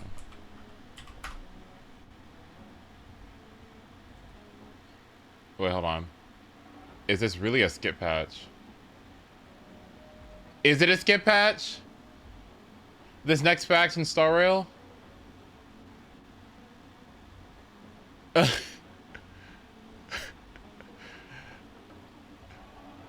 If it's a skip patch, then I'm wondering, like... That's what makes me look towards Jade and Argenti, if I'm gonna be honest with you. I don't know, like... I was kind of interested in what's her name. But why don't you got no shoes on? What? You're an astral... You're exploring the galaxy. Put on some shoes. Anyway. Hey guys, Mr. Pookie here. Okay, I did want to see two things. I wanted to see Guopa's video about Himiko. Hey, Gomeko here, and wow, what a glow up Himiko has had. From maybe the most Doom posted 5-star unit in 1.0 to a top tier standard 5-star. I made a video on Himiko all the way back in 1.4 before Topaz came out. Now we have 2 new game modes, brand new sets, a whole new team composition, and so many new Himiko friends. We'll be going through all of that today and evaluating the best builds, what changed, and how the new releases impacted her. Like and sub if you enjoyed this, and let's begin. No need to worry about a long kit review, we'll just be snappy with a summary. Himiko is an AoE or blast type damage dealer that gains more damage through her follow-up attacks. These are gained from charges upon breaking enemies, 3 on an elite or boss, and 1 on normal enemies.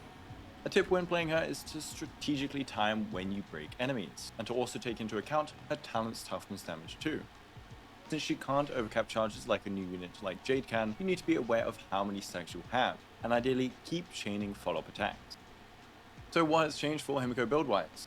We were rocking some mishmash of Fire Set Musketeer back in the day. In 1.5, out came Grand Duke and the Prisoner set. Grand Duke saw a lot of units rise in power as they finally had a relic set they could abuse. As for Himiko, who could say no to 48% attack to their whole kit, because in fact the Duke set gains stacks per enemy hit and each instance of damage. Himiko's 4-hit follow-up stacks this to its maximum potential versus only 2 enemies, and so in pretty much any scenario you're looking at max stacks. The Prisoner set was used by some that run her with like a Gwynifen, seeing as Himiko herself applies a burn, but maximizing this set requires using a non-optimal support, and Himiko's burns are quite RNG in the first place. Even at maximum uptime, it can't be the power of Grand Duke unless you account for some insane def reduction on top, but that won't happen with 3 dots. Next up came Pioneer in 2.0. This also requires debuffs, but just debuffs in general, rather than being specific to dots. It gives crit instead of the def ignore, but it actually ends up being stronger than Prisoner, since we don't traditionally run Himiko with def reducing units. It still doesn't beat Duke in my simulations though. And 2.3 brought us Valorous and Cavalry. Valorous is just a weak set and isn't doing anything outstanding on Himiko. Cavalry, however, makes her Super Break build get a little upgrade. The thing is, you still go crit on Himiko, so Duke is perfectly fine and can even win in some cases, due to the power of Duke for the rest of her kit. But if you do end up getting crit cavalry pieces, Himiko can yoink them if you like. For planers, we've had so many different things that all kind of do similar things at the same time for follow-up units. Can I be honest with you real quick before we continue? Like, this isn't even glazing, right? This is just like being for real about it, right? Guoba certified, this creator, this is the best content creator out of all games that these Hoyo games that I'm playing. This is by far and away the most helpful, the most solid, the most consistent, always helpful, like math driven, not too many jokes, not too many hot takes, very holding himself accountable, puts his results and his information on Reddit for that people to evaluate, like the sheets, lots of calculations, lots of numbers, but it's not overwhelming. I'm honestly, any of this little cute thing with this little thing, all right, this is literally like the most helpful of these content creators by a long shot, and it's not even close. I think Woba is just absolutely stellar, like just a stellar creator. I really love this guy. I think he's great. Inert for ult and follow-up, Izumo for dual DPS, Sigourney for pure fiction, and Duran for also kind of dual DPS but more follow-up based. And I say that as like a content creator. I'm seeing that being like not just analyzing the actual content of itself being like Hoyo related. I just mean like the way it's presented, the editing is really nice and concise, the videos aren't too long, the music's not too distracting. I love his little assets that he uses and his pictures for demonstrations. Like legitimately, he is such a fantastic creator, and I wish him all the success. He is stellar. I think he's just great. Like he checks all the boxes for me. Like clear, concise, easy, not annoying. Get in, get out, move on with your day. Right? It's great. Forge also came out for Super Break. With all of these new sets factored in, let's finalize her best builds. If in MOC or Apocalyptic Shadow, opt for Duke or Pioneer, with planar sets being Inert Sao Soto or Rutilant Arena. Run a crit chest, speed boots unless E1 or very good speed subs, in which case you can run attack percent boots. Then go Fire Orb and attack percent rope. In pure fiction, opt for Duke with your planar set being Sigonia or Izumo or Duran. All of these are viable and depend on what you want to farm as well as which has the correct main stats and best substats. If they're all equal, Sigonia will win by a slight percentage, but teams can always change minuscule differences like this. One thing I will say though is that if you want to use Jade's new light cone on Himiko, you'd probably want to use Sigonia. In pure fiction, I'd run attack percent boots, letting another unit enable constant high damaging follow-ups. Speed boots still work though. In either of these modes, if you want to run Super Break, you can run Cavalry with Forge. You can always stick to a previous set if you have banger pieces and don't want to refarm, as the difference won't be too impactful. You go Speed Boots for sure, and then go for a Break Rope, but the rest would still be crit focused. Break Fix subsets wouldn't be as doomed though. I also did some light cone calculations with Pure Fiction and the new sets, and here are my findings. As we can see, Himiko is still balling, and Jade's is her new best. You will have to basic every now and then, but on a slow builder and considering a metric ton of follow-ups, on basic over a skill is really not a problem compared to the massive buffs Jade's cone provides.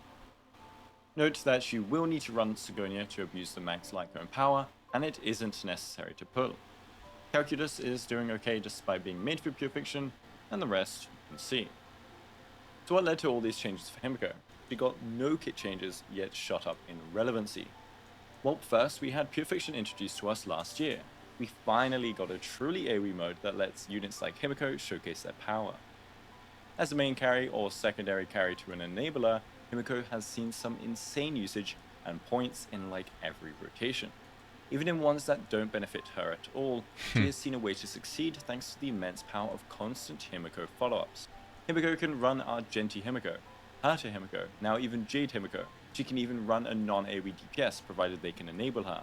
The break restriction that once made her MOC runs a pain now lets her Pure Fiction runs excel. We then got another mode, Apocalyptic Shadow. Apocalyptic Shadow is a break focus mode that just came out in 2.3 and favors more of a single target spread of damage to delete the boss. However, Firefly also came out. The fire DPS that centers around Super Break forced a new meta archetype with Imaginary MC.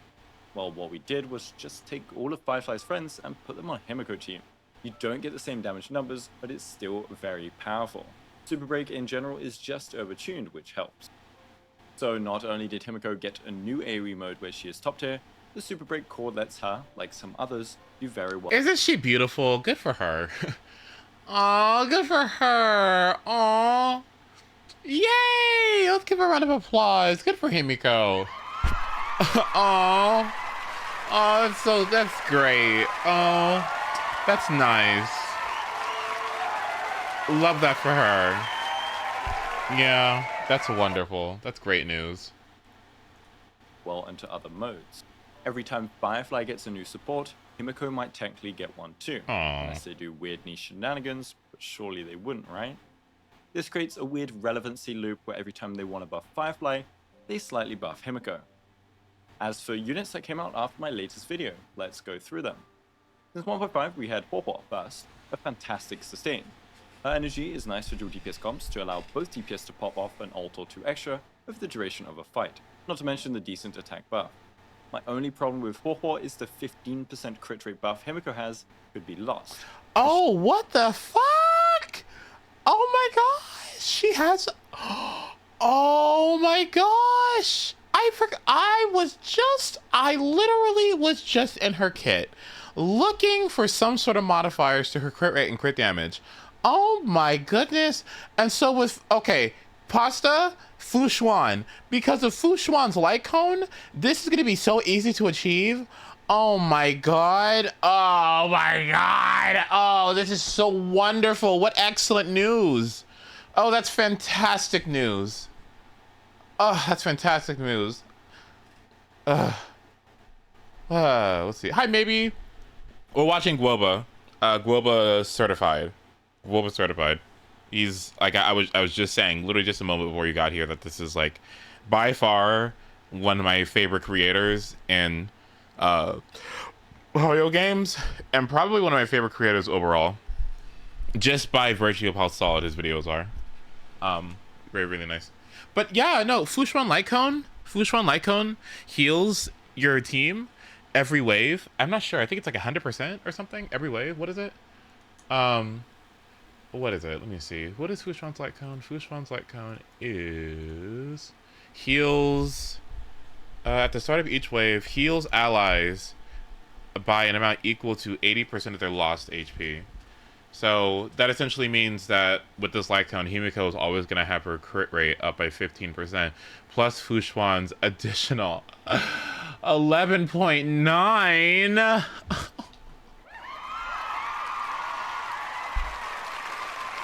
Yes!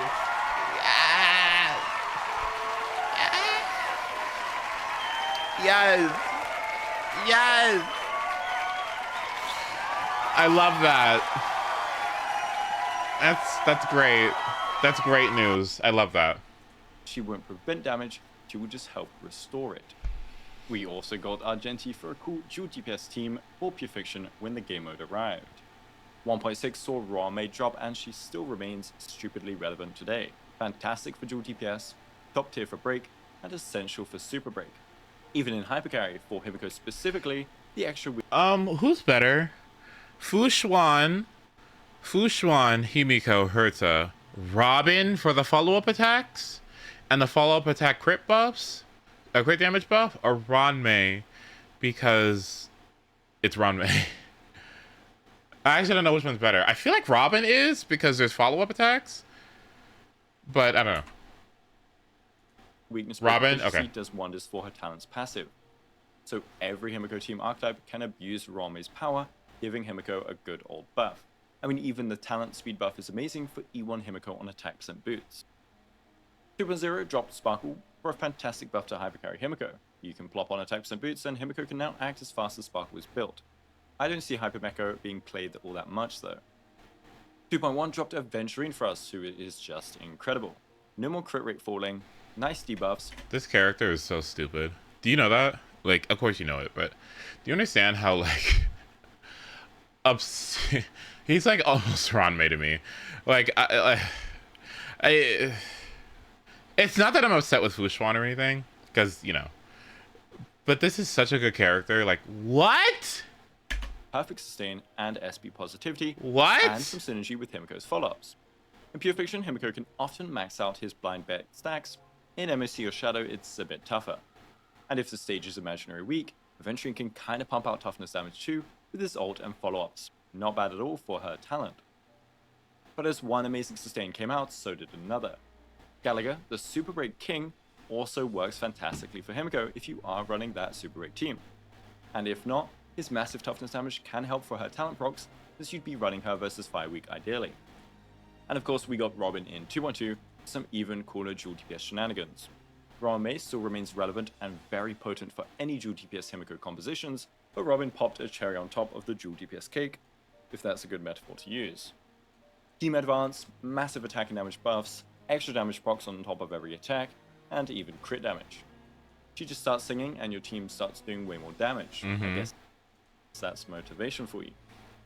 Imaginary MC snuck into 2.2's patch as the real limited, not limited harmony with the Super Break archetype taking the meta by storm. Everything else that was strong remained strong, but suddenly Super Break teams popped out for so many units with very fast clears. Himiko naturally abused this new team as she always wanted breaks anyway and can do out of turn attacks, which is lovely for the Super Break archetype. And like I said earlier, Firefly coming out in 2.3 and solidifying the Super Break meta as being slightly favored to Fire type, and Himiko got another win. She adopted the winning strategy of doing literally nothing. Good for her. In 2.3 gave us yet another banger pairing for Himiko in Pure Fiction, just like Argenti did. So let's form some new best teams in 2.3. For Pure Fiction, run Herta, Jade, or Argenti alongside her with... Yes, I have this. Yes! I can do it! I can finally run a good team! Yes! Yes! Okay. Robin and then Ramei or a sustain, ideally Aventurine. Topaz or Clara also work, especially if the Pure Fiction is follow-up Liquidation! based. And for ones that push up enemies, Clara can get some easy 40Ks. Those Pure Fiction buffs that advance enemies are another reason why Aventurine is a very powerful sustain in Pure Fiction, despite Pure Fiction not favoring sustains as much, as the constant hits get him so many blind bet stacks. If you want to run a Super Break Pure Fiction team, you just run Imaginary MC and Ramei as supports, and you can even opt for Firefly as a secondary carry. Liquidation! Liquidation! Liquidation! The market is unpredictable. The market is unpredictable. Right! Right! Investing in victory Investing in victory means playing the long game! Right! That's what I'm saying. For MSC, Super Did I pull for Break Jade? works. No, I didn't. I didn't, and I'm sitting here like... I'm still going back and forth on whether or not I should. Because I'm like...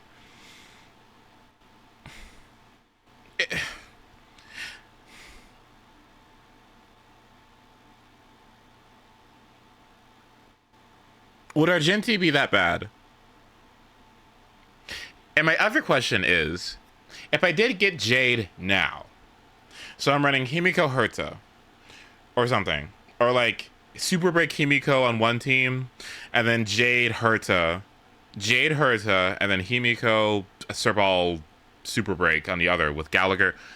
Wait, Jade Herta,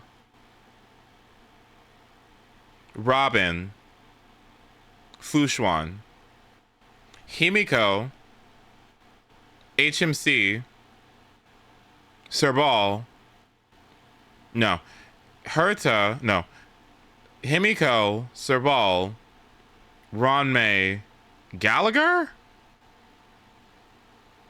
Or would you go Ronmei, HMC?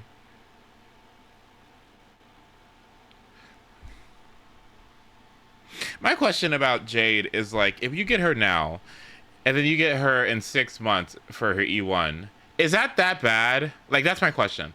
Like, does that sound bad? If you use Jade normally at E0 for however many months before she reruns, and she performs really well and very consistently in Pure Fiction, and she's going to be what leads you to get like your max stars in Pure Fiction, right? By the time she reruns again, you know, would it be worth getting E1 then and then having another option for your team? Or is it just not worth? Because then my question then becomes, why the fuck would anyone ever willingly wish for an Erudition character? Unless you like them. What's the point, right? No? Do you like her like that? I do, and I don't. There's an aspect of her character that I really like, and there's another aspect about her character that I just don't really care for. I think she's pretty. I just don't like, I don't know. The snake thing I don't love. I like that she gives speed. I like the whip. I like the follow-up attack. I like her in Japanese a lot. I'm just thinking about the investment, you know? That's my biggest thing about. And you know what else I'm thinking about? I'm thinking about fucking farming for her. That's the other thing too. Like, I don't know. I keep going back and forth because I don't think it would be completely awful, the worst thing ever, right?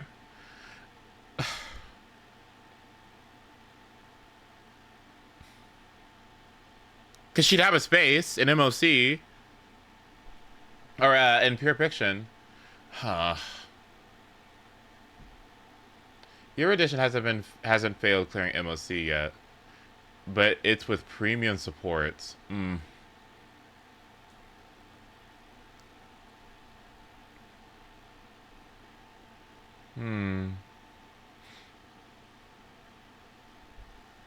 If you need a Pure Fiction unit, what's wrong with Argenti? I guess because I have so many follow-up centric things already, like with Robin existing, and with Robin Robin, I plan on getting Topaz. Robin, I plan on getting Topaz. I have Ratio. Robin, I plan on getting Topaz. Ratio. March is going to be a follow-up unit as well. Himiko Herta. So what is that? One. Topaz. Well, Topaz. Ratio. Robin. Himiko Herta. March. Jade? So that'd be like a 7?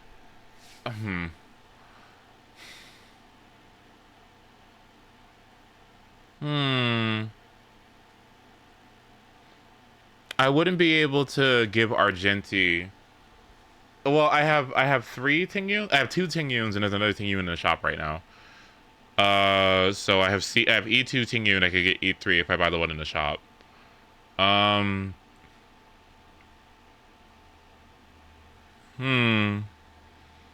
I'm definitely not getting Sparkle or Hoyo, right? There's no reason to get them. I mean, there would be a reason to get Hoyo if I got Argenti, but I'm not gonna do that.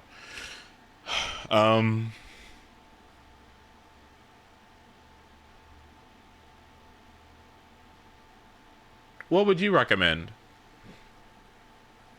Because people say something about getting 40k on one side and then 20k on the other.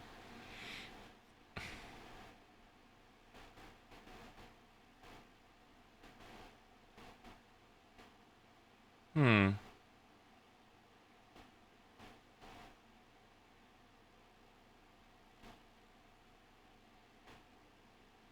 Argenti also would want Sparkle. Yeah, okay, no. So then do I already have Jade's best supports right now? Like, do I already have what Jade already wants, right? I have Himiko and Herta, right? I've got Robin, right? Eventually synergy with Ratio. I don't know if Fushwan has any synergy whatsoever. But yeah, what I just don't want you to pull it for her and regret it.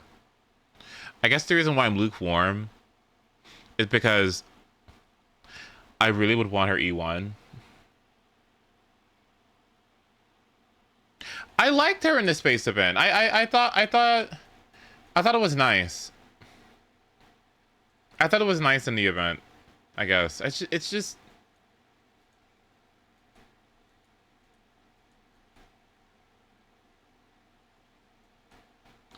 maybe I should spend the week building these two and see how it goes. Does anyone currently already have Jade in chat? I'm curious. Like, do any of you actually have her? And if you do, like, what are your thoughts? I mean, what are you thinking about her? Was she worth? I think you should hold off if you're this indecisive. And I don't disagree. I don't disagree. Like, I'm very close to getting some kind of 5-star, right? I'm only a couple pulls away from getting some kind of 5-star. Really, I was in it for Serval. I really was just in it for her.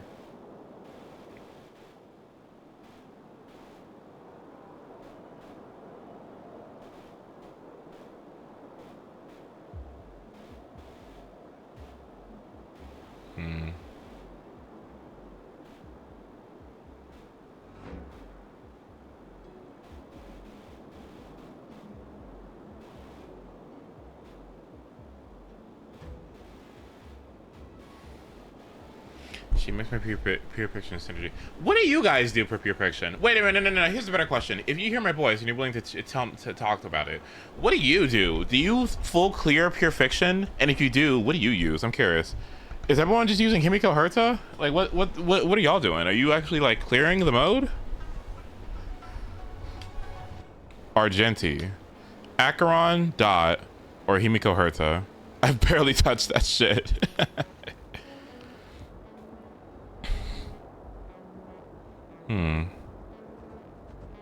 The next pass is also a skip. That's actually a good consideration to have as well. Pure fiction is kind of dog shit. DOT, Argenti, Herta. Himiko, Herta, Robin, Adventuring for one team.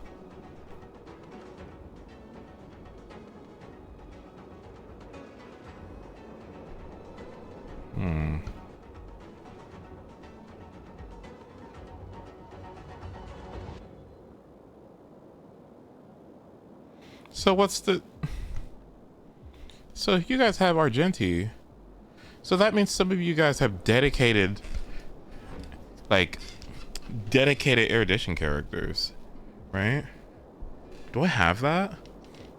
Serval, Himiko Herta?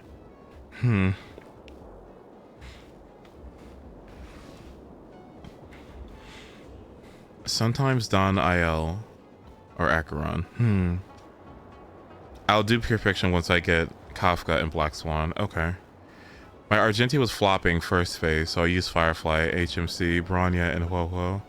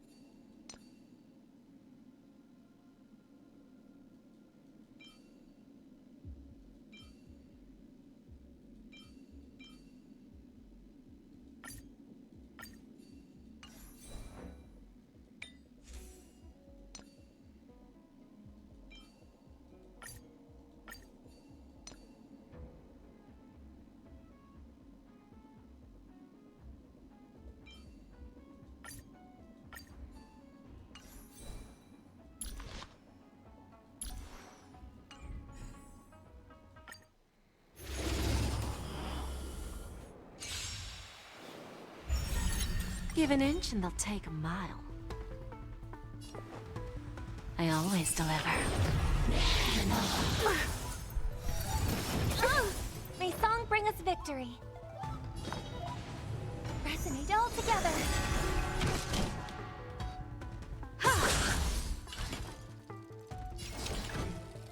Hey! You won't get away. Time to twirl! Night.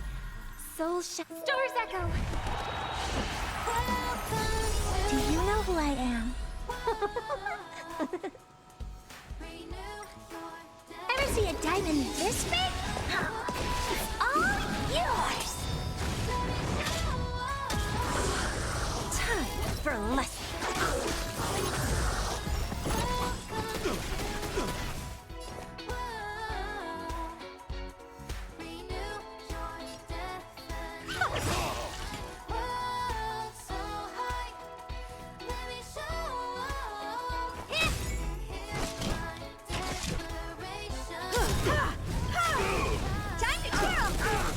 For a lesson. You won't get away. Oh, that's nasty. Humanity never Well, that's kind of gross. Desire to control the heavens, and I'm no exception. We have a deal. There's no backing out now. For me, or for you. So, who's the little backstabber here? You won't get away.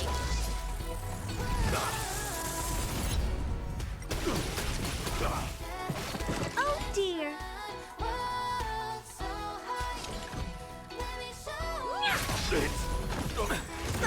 Time for an overhaul. Time to twirl. Do you know who I am? This big diamond! It's all yours!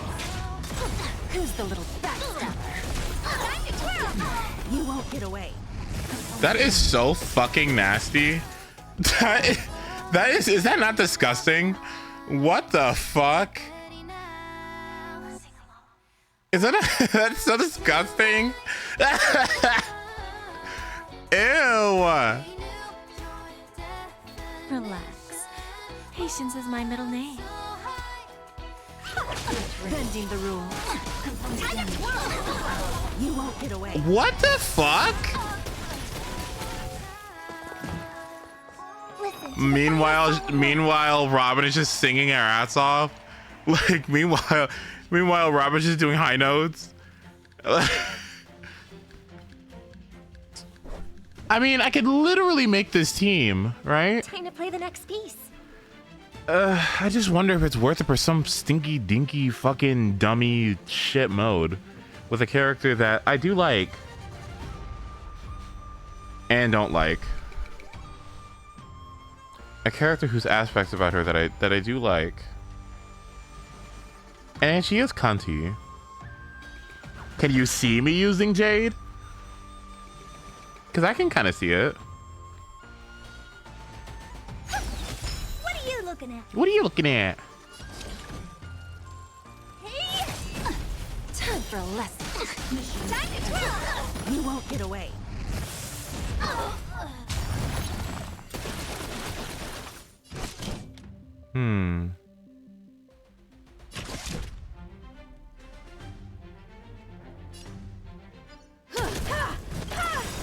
Perhaps you still don't understand. Humanity never conceals its desire. Better stay for adventuring. Yeah, you're right. Wait.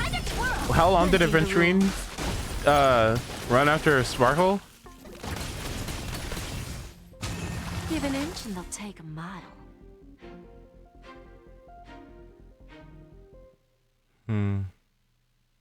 Patch after? Oh. Oh. So then what happens to Flushwan if I get adventuring then? Do I just use both? Do I alternate both? I always deliver. May song bring us victory. She gets benched. Oh.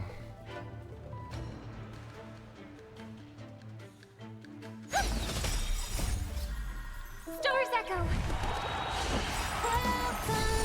We have a deal. There's no backing out now. For me or you. Time to twirl. Self-inflicted misery. You won't get away. Time to twirl. That is the cuntiest thing I've ever seen in my life. Honored to meet me. Do you know who I am? This big diamond. It's all yours. Who's the little backstabber? You won't get away. Time to twirl. Time for a lesson.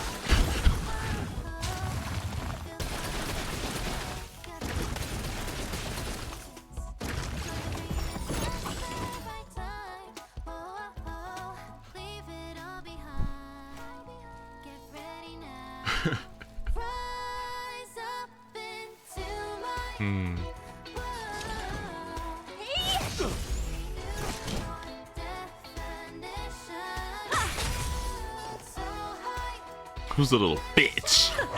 Bending the rules. Time to twirl. You won't get away. Time to twirl. Time for a lesson.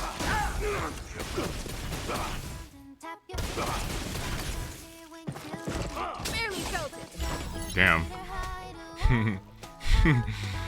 She barely felt that one. Do you know who I am? This big diamond. It's all yours. Bending the rules.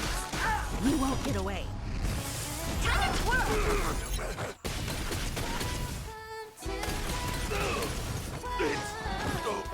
Time for an overhaul.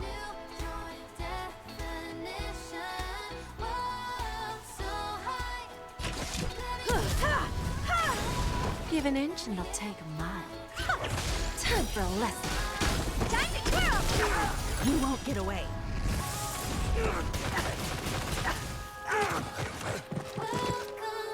May song bring us victory. Who's ready for the encore? I have something for you.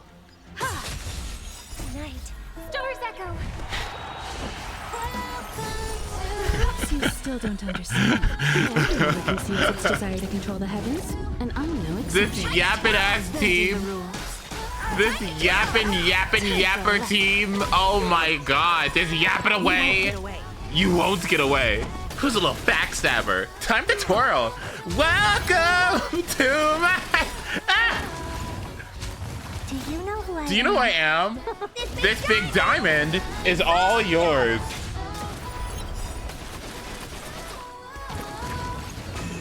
We have a deal. There's no backing out now. There's no backing out now. For me or you. Self-inflicted misery. Time to twirl. You won't get away. Win some, win some. Who's the little backstabber? Who's a little bitch? Okay, wait.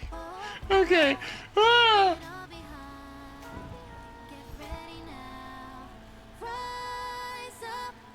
The party ended an hour ago, but she's still here. Stop, be nice. Time to fucking twirl. Time for an overhaul.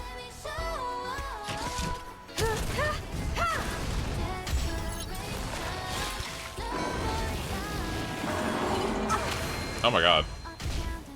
My women! I was just getting started. Give an inch and they'll take a mile. What are you looking at? Connection. I hope for an end to strife in the world.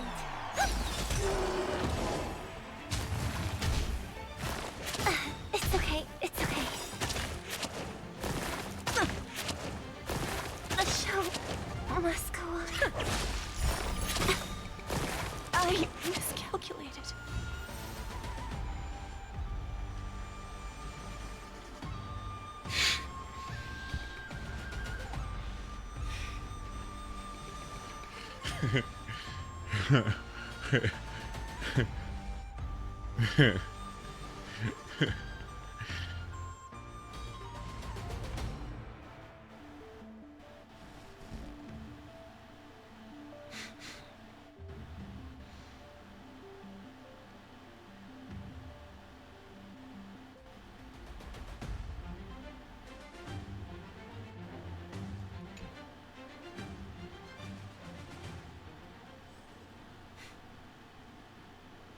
Time to twirl. Wait. Time to twirl. I don't.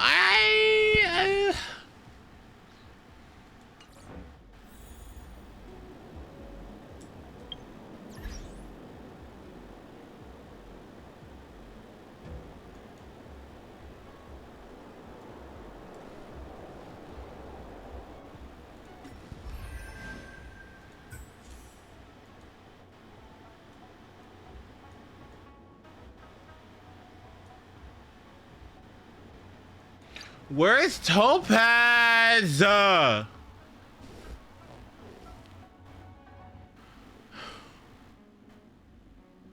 want Topaz. We're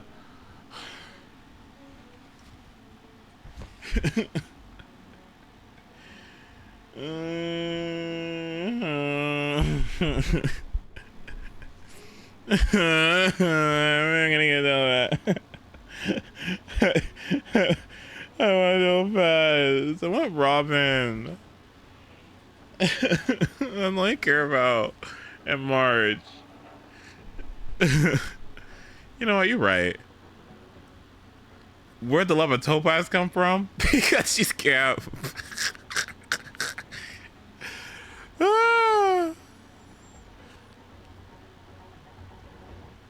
Because this character is so funny. And she's good. And she's good. And she's good. What is this pig doing here? What is this pig doing?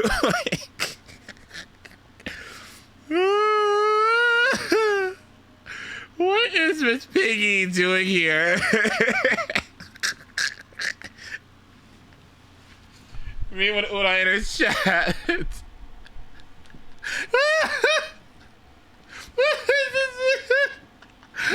what the fuck are you doing? Right, like, what the fuck? If you don't make some bacon and get serious.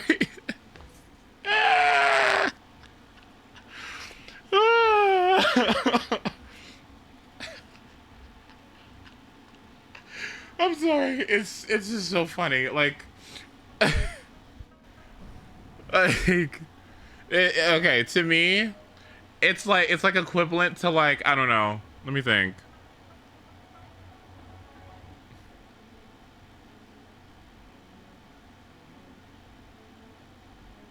Let me think.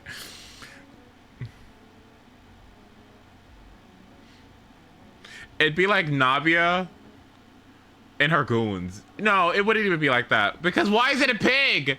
I'm trying to think.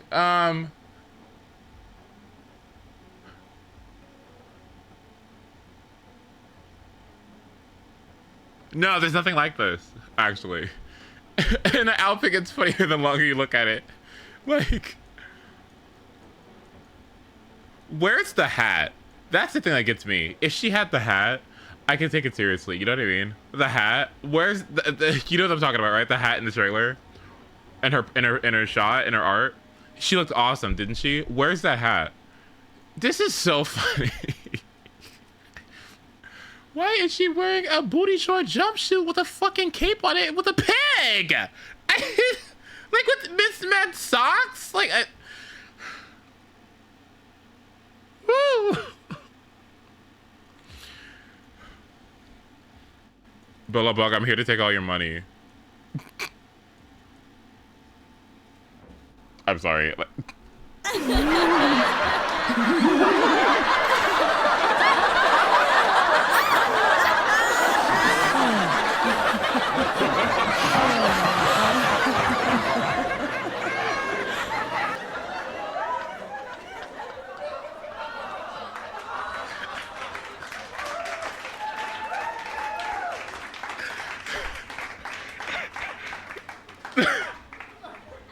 And what the fuck is... I didn't even notice this. What is this? This is so funny. What is this for? Why is she wearing no clothes? And what's this? Put on some clothes. This is so funny to me. Where are the...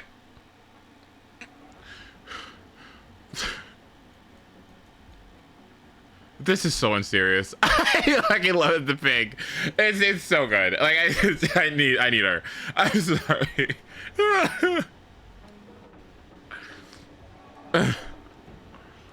Into this Puritan era? No, it's just like some of these designs is just so funny. Like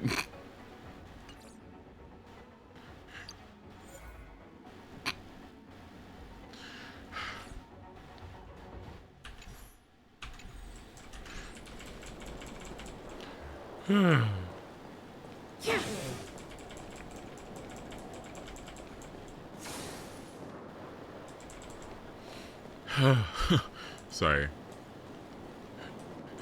And she has a bob. No, don't tell me. Did I not notice a bob? Does she have a bob? Don't tell me. Does she have a bob? I feel like I'm envisioning a bob. That's not a bob. That's a... Well... No, it's almost. It's very Bob adjacent. It's close. I would be fine with costuming it as a Bob. I feel like this kind of like it kind of puts it into disarray. But I think yeah.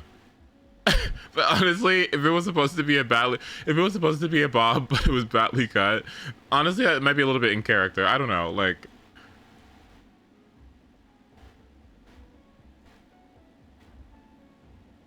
Okay. Who here has Topaz? I'm very curious. Press 1. I need to know. Who has her? I'm actually very curious. Liquidation! And if you do have her, or if you don't have her, okay, if you have Topaz, do you regret pulling her? And if you don't have her, do you regret not pulling for her? Because I really wish I and Robin had ready the same fucking manner. Oh my god. I just didn't know anything about her. I just didn't know anything about her, man. Ugh, shit.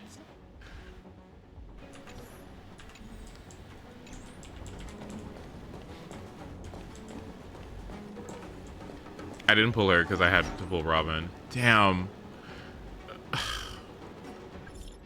She looks fun, but I have other priorities. That's fair.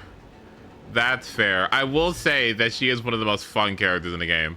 She has to be. I only regret Jin Yuan.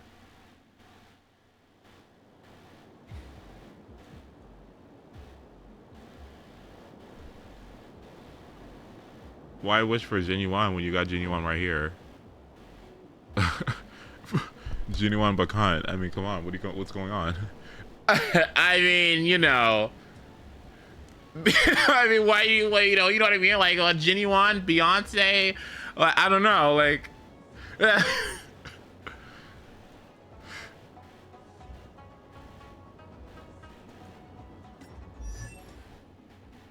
The first Star Rep patch was Sela and Genuine. Really? Wait, so how could you justify Genuine on his first run? With no pure fiction? Wait, Sela makes sense. But how is he supposed to function without pure fiction? What the hell did he do? Did he do anything?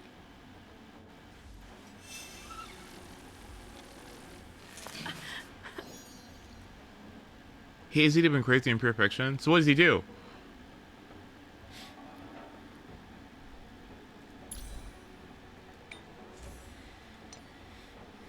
He's better in MOC.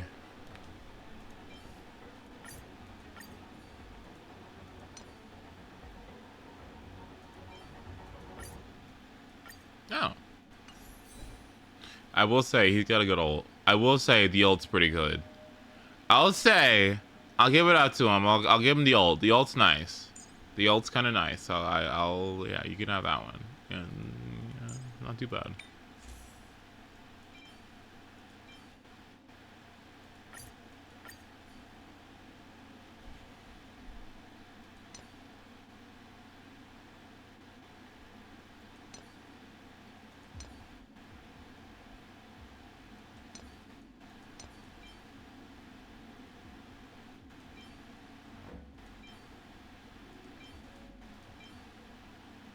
Good enough. Okay. Okay. I think I am good on Star Rail.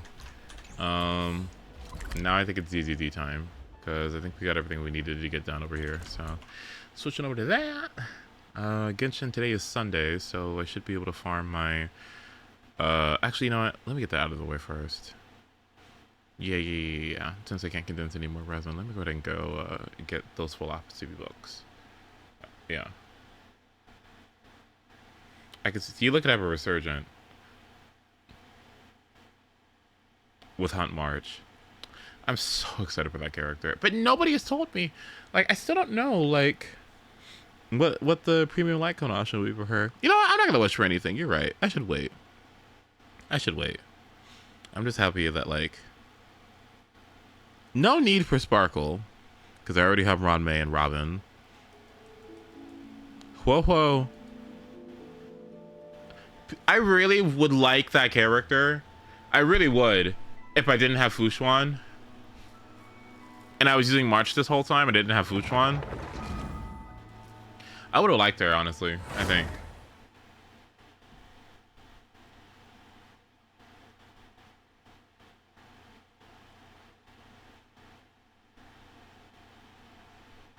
Oh well.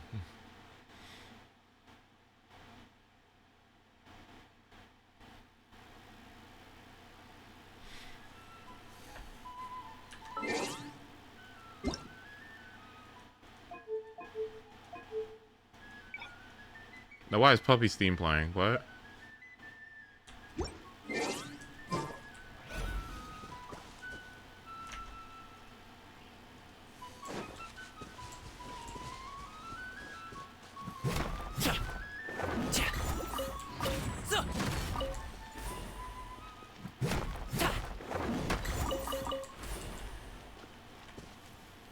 Thank you. Turn that shit off.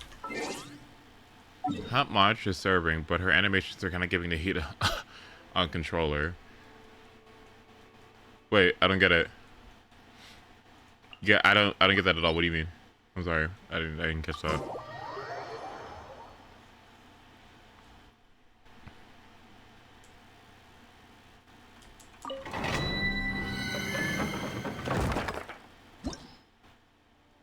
Bro, why the fuck?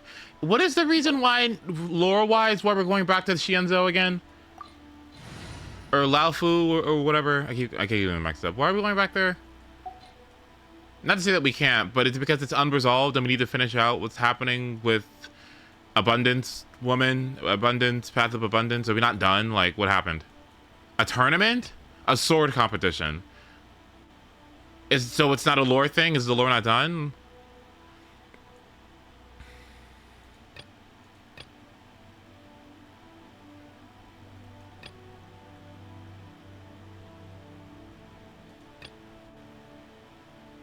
It's a lore thing, technically. Okay.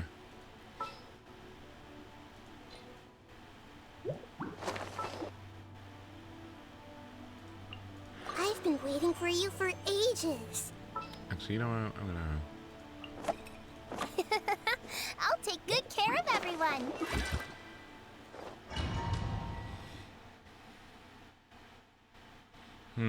It's like how we go back to Liyue every year in Genshin. Oh, okay, cool.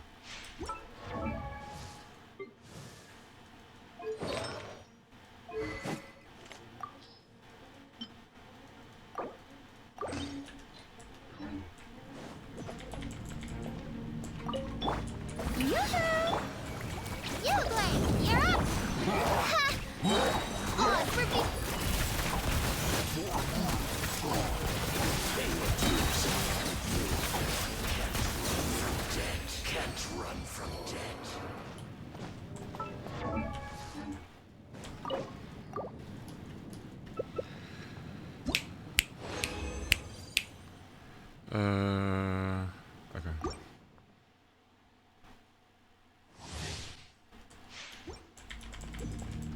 1.3 to 1.6 in Star Rail was a Snorefest, and I'm thinking 2.4 to 2.8 is going to be the same. 3 Laofu patches? Whoa! I thought we were just getting like 2. 3? Whoa! What? Why are we moving on? I thought we were exploring the galaxy. Why are we going to the same place? What? I thought we were just going to new worlds. What? I mean, it's nice, right? If you liked it, you liked it, but aren't we supposed to move on? Like, Shower me with praise. Time to shine. Go get it, you great. That hurt real bad. Midnight fantastic. Ready.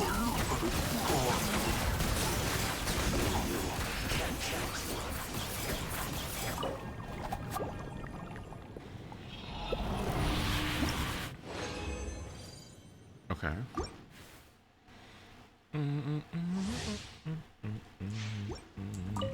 I guess the people who... What, does the general player base really like Lao Fu? I'm curious. By royal decree. Well, no. Well, I guess somebody likes it. I mean... Otherwise, they wouldn't do it, right?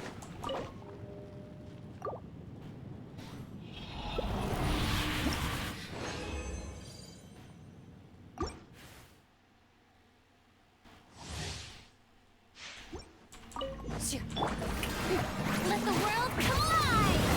Go get it, you great! Stay put! Midnight Phantasmical. Hunt them down. Into the shadows.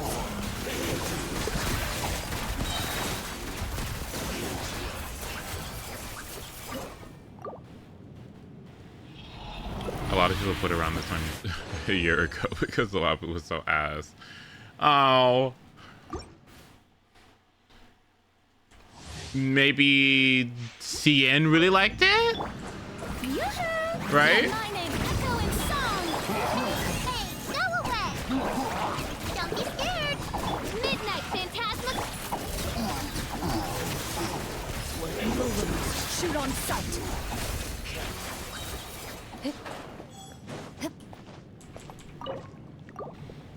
Okay.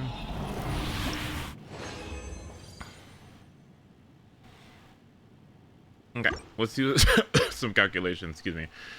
Give me just one moment to check my inventory. Let's see what I got here. So if I go down here to my prosperity books. La la la la la. So that is 27 of these. Okay, and then 46. So what does that mean? That leaves me with 22. I still have to get. Oh god, talent books. Beat my ass a little bit, aren't you? Okay. Oh, fuck me. Shit, I still have 2 bosses I have to do. Damn! I gotta use another resin. Oh well.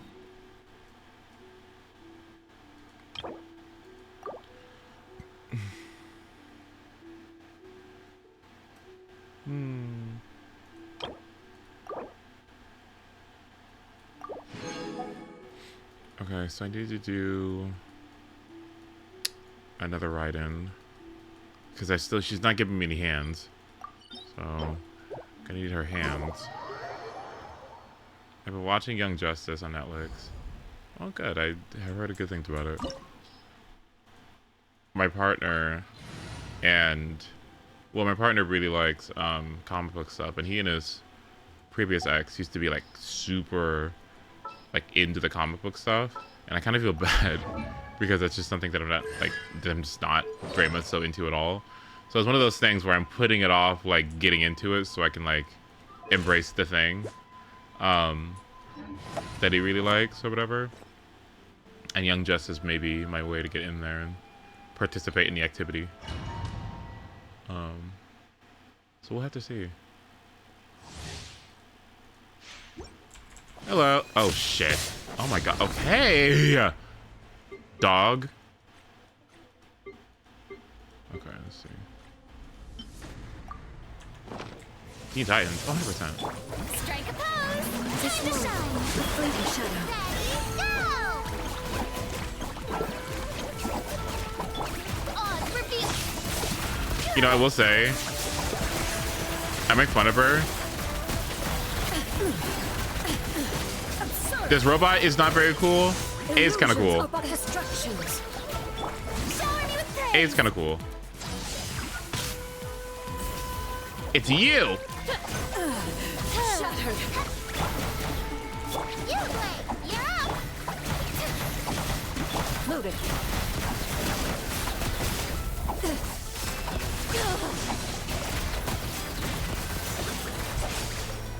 Time to testify. Yoo-hoo! Let the world collide. Don't be scared. As you wish, maiden. Ready.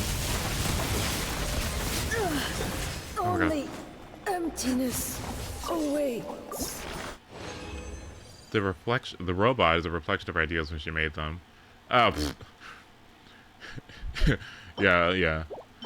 I guess that makes sense. Yeah, I guess that makes a little sense. I guess a little sense. Can I get a fucking hand from her, please? Like, oh my God, I've been doing this for like 10 weeks and I haven't gotten a single hand.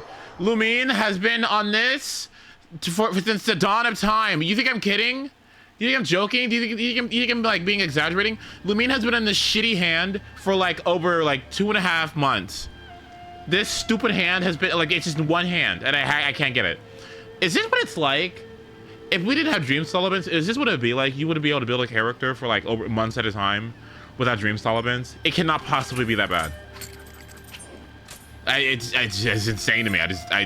What? What? One hand, by the way. Ugh. Okay, what else am I gonna need?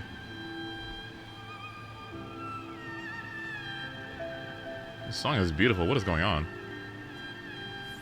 Damn, it's serious. Wait. Also, bless Child for giving us one Narwhal light mass. I'm gonna need another one for Rena, I think.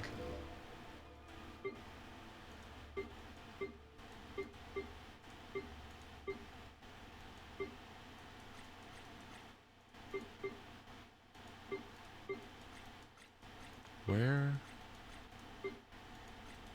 How many do I have now? I have one because of him.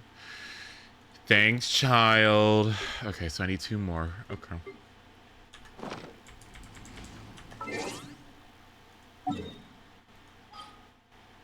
Who's Mulani? Oh, where's the boss? Hold on, let me see.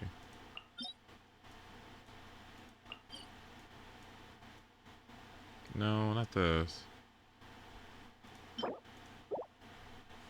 Oh, yeah, the shark girl. Just kidding. Okay.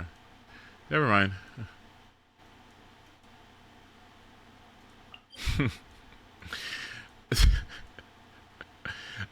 You know what's funny?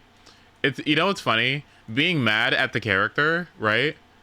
And being mad at the character and just seeing how hard, like seeing the marketing, try its best to kind of get you to try to like, and you're just not having it, is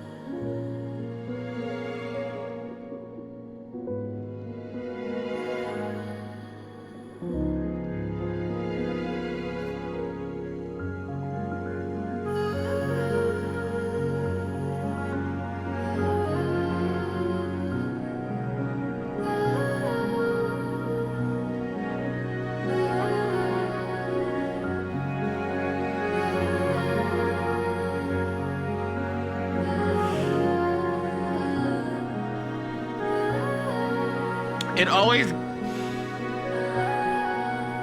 gets me. It always gets me. It's so good. I don't know. It always gets me.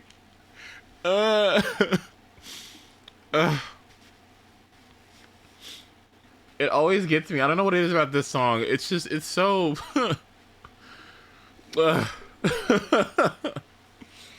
It's too good. I don't know what it is. It's just so like.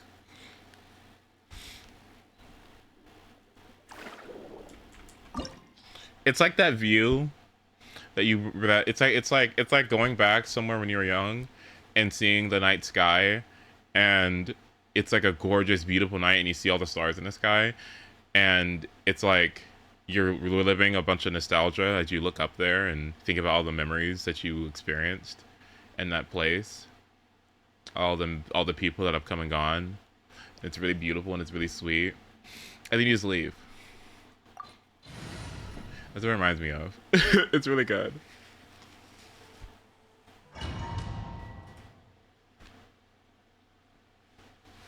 Imagine being a lawyer in a world of superheroes and villains. Like, at what point do you just give up?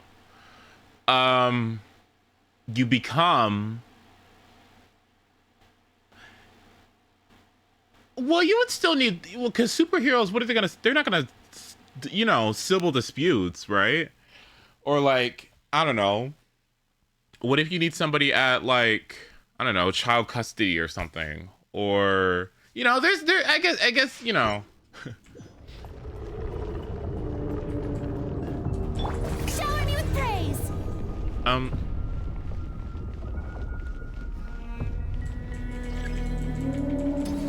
would if I could. You look like royal. Oh my god.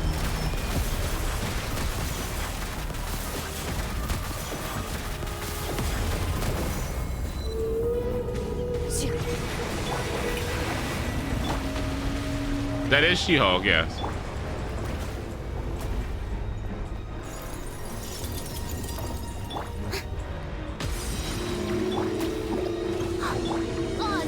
Into the shadows.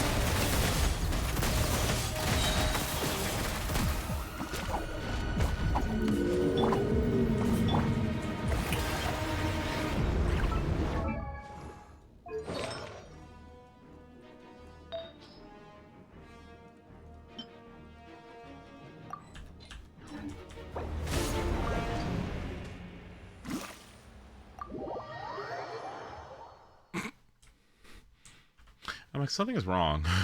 Something feels off. Something feels very incorrect. I don't know what it is. Something feels like ass. My ass detector was going off. I was like, what is, something feels like shit. I still can't believe this piece exists.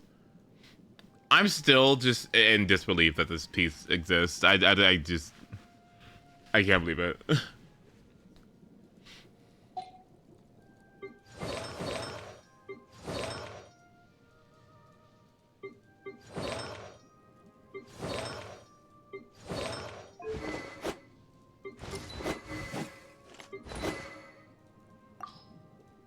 What is this song?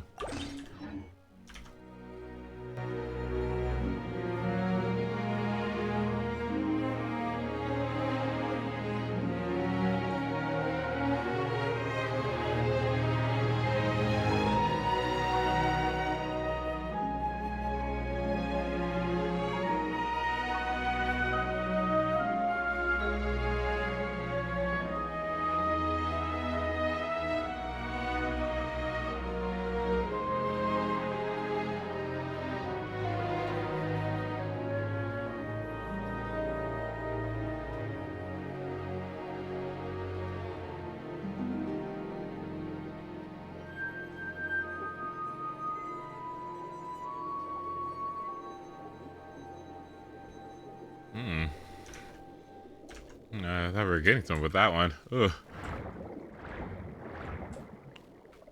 Wait, we're looking just chatting stream. So what are we doing? What are we doing right now? Just chatting, exactly. Ace needs to get his ass to what? Rumeria. What the hell is that?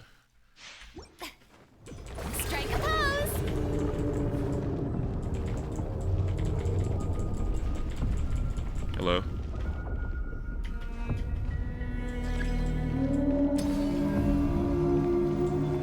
Oh my god.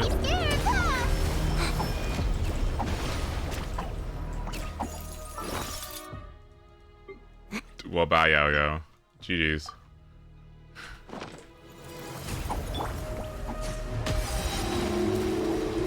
By royal decree, let my name echo in song.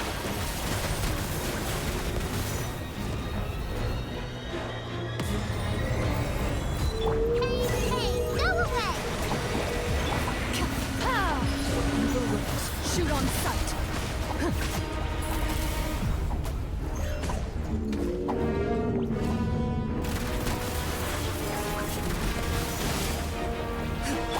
Odds revealed by you, Blade. Loaded.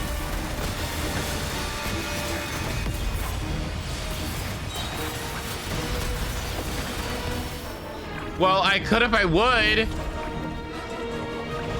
Oh,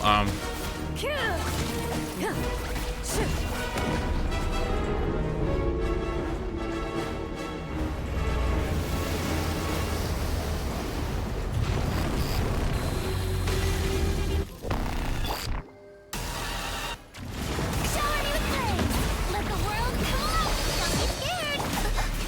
One shall descend once again.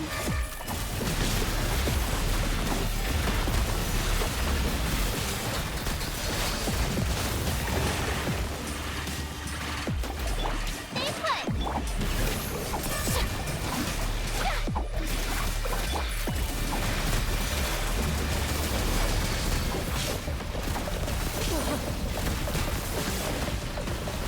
Ready, go! You, Blade, you're up!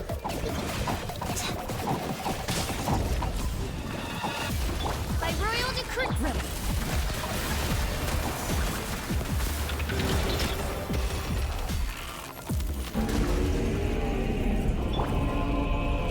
Strike a pose! Let my name echo in song! Hey, hey, go away! Stay put! Wings of darkness! Come! Loaded.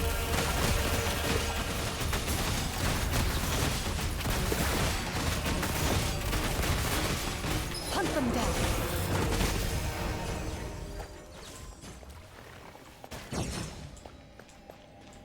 okay. What the f... Oh! Okay.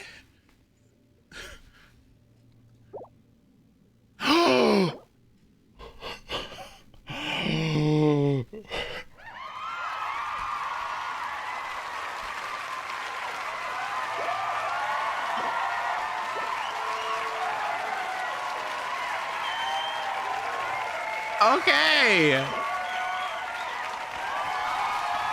Should I actually just refine that immediately into a prototype amber? No. I should wait.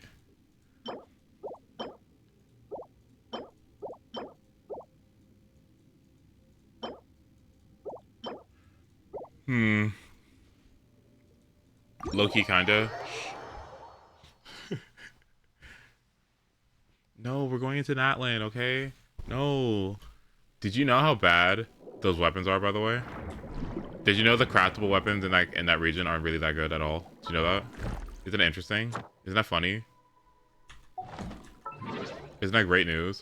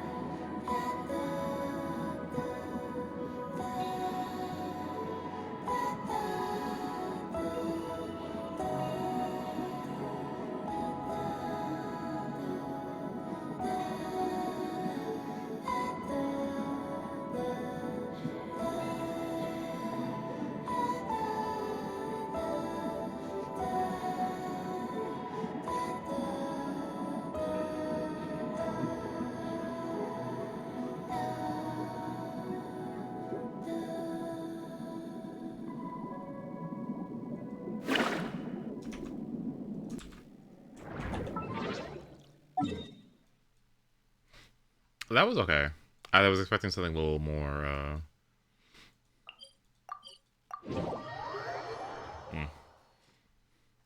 little more, but it's fine.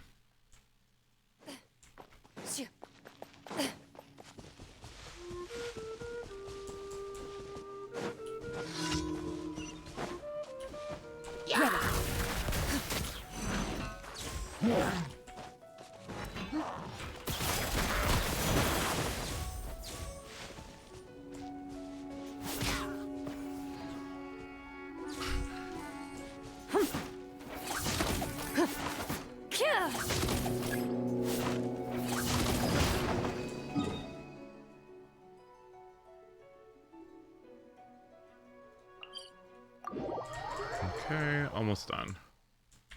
Prey will usually rest on rainy days, but not the hunter.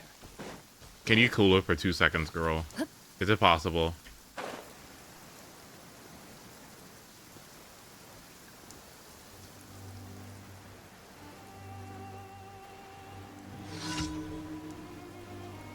This song's really good too. Oh, well, too bad I'm not gonna hear it again. Oh my god! Let the world come alive! Go get him, Gray! Don't be scared! Oz, reveal thyself!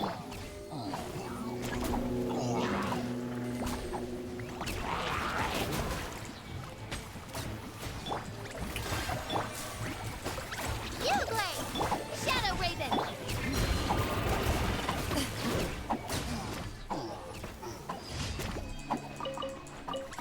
Okay, low-key I kinda like this team. Low-key I kinda like this team because it's just a bunch of pets doing stuff. Strike a pop! Don't be scared! I kinda love this, wait.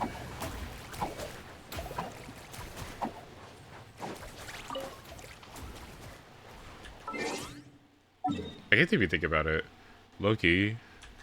Wait. You know what? I guess if you think about it, low-key, if you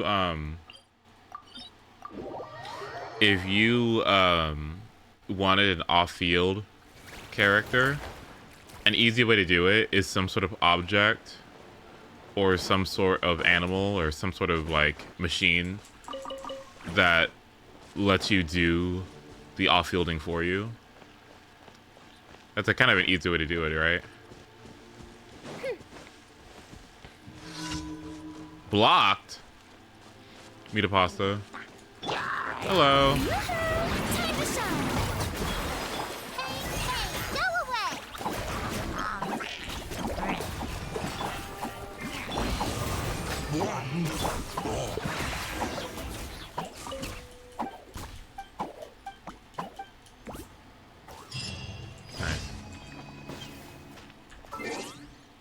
And grab this one. And commissions are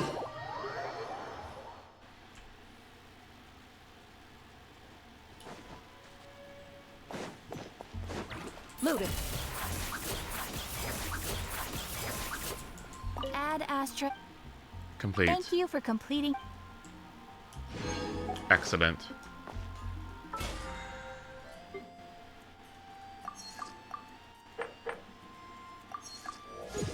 Nice. Defeat bosses 10 times. Ley lines 20 times. Forge 20 items.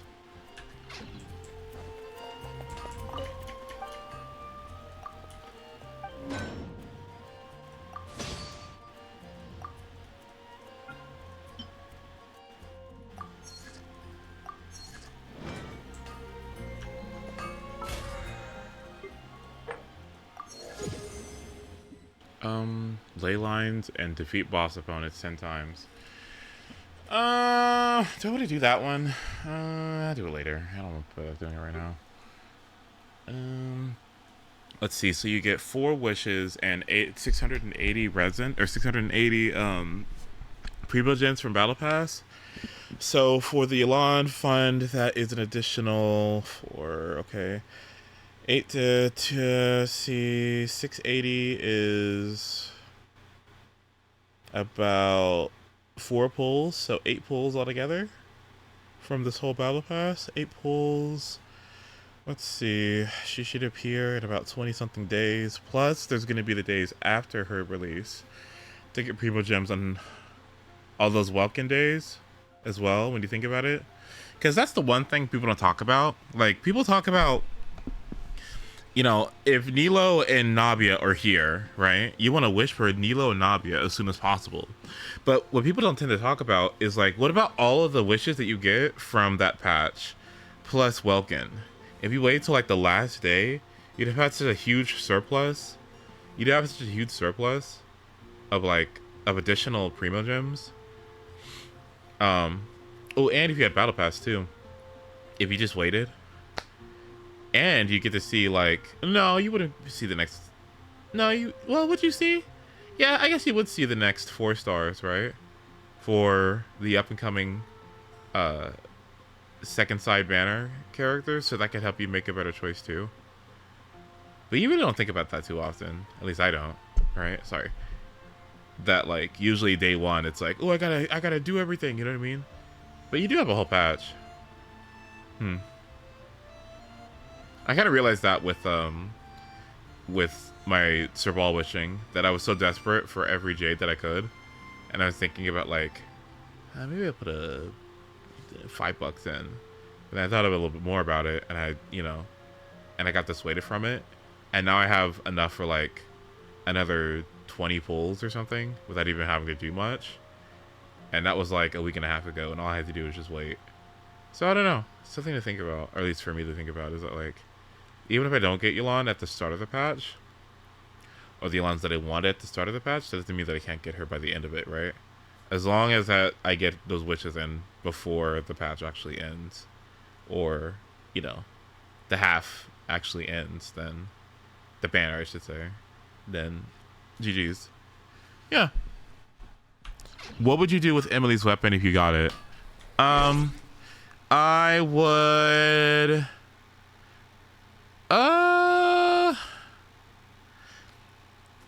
maybe impale myself with it, maybe. Probably, yeah. Let's see.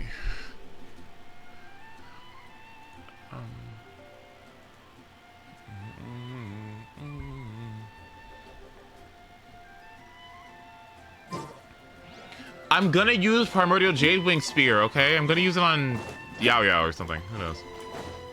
Rosaria, something. Zhao, yes. And Kagura's, Lisa is waiting, okay? Alright, let's see.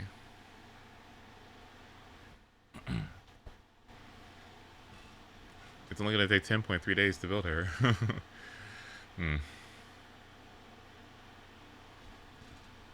What didn't get her births back? What is with you and energy recharge? What is with you with energy recharge? If there are 2 Electro characters, right? Assuming one of them is official, how bad could the ER requirements possibly be? It'd be different if you're talking about solo Electro, but who would be playing Lisa with solo Electro as a carry? Nobody would be doing that. Very obviously, there's gonna be official. And what's Electro resonance? Who would be playing Lisa at all? You so right. Yeah, you're right. Actually, you don't. Hold on. Yeah. My bad. Sorry. I shouldn't be talking to the C6 Dubalette player. My bad. Sorry. My bad. No fun allowed.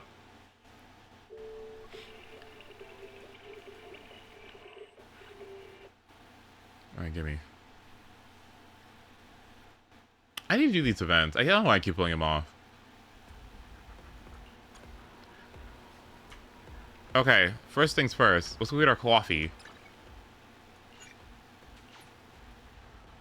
I could get 40. Should I do that? I actually could very much so easily get 40. How about a cup of joe whenever you feel lost? Always come back. Whoa, that's not good. What? What? That's not good at all. Oh my gosh. That's not good. That's not good. How long has that been like that? Ooh, that's not good at all. That is horrible news.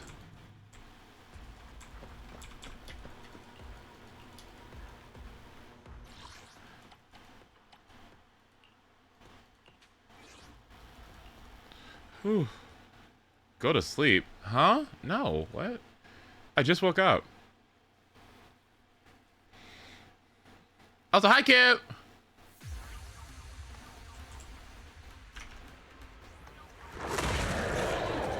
Watch out.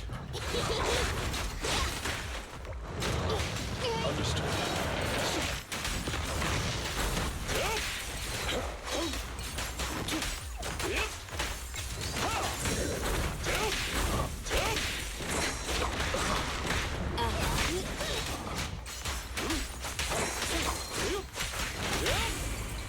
Quickly now. Blow, blow, blow away your troubles! I'm scissors, you're paper.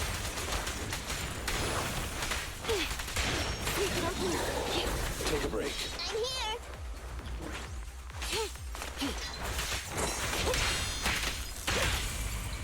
Let's hurry it up. You're gonna get dizzy. Travis. Okay. No, watch this. Watch this crit rate, crit damage right now.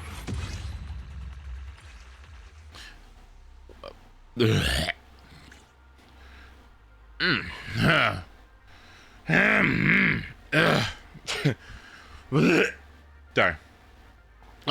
Sorry. Ben piece? Sure is.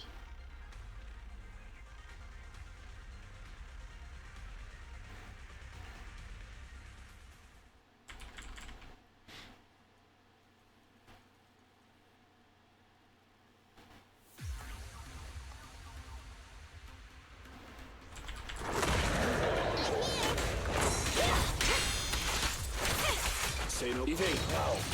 That's not good. Watch out.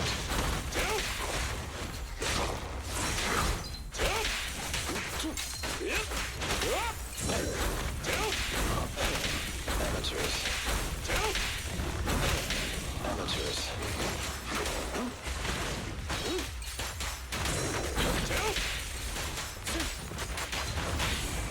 What a pain. You're gonna get dizzy. Stay calm now. Don't mess up my nails.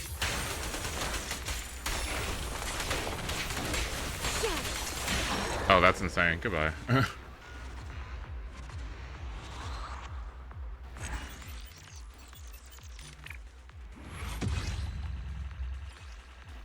Defense, HP, attack, disappointment upon disappointment. Okay, what I'm curious about is, like, should I just bum rush 40 or should I really be spending my resin doing this? You know what? I wonder. Maybe I should be bum rushing 40, to be honest with you. You know what? Yeah, let me do that. Yeah, I can easily do that. That wouldn't take me too long at all. And then let me get my dog.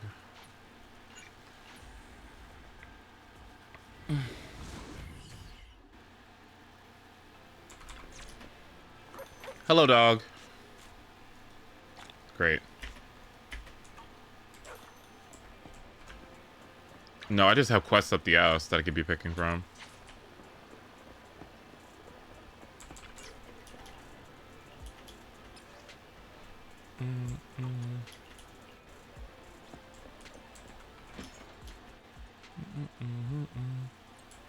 Oh, and I gotta be doing the, gosh dang it.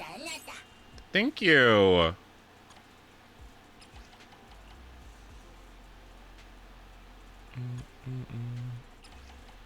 Trendy, family, okay, here's family, here's trendy, tragic, there we go, open, okay, Next thing I gotta do is grab this, this, and this.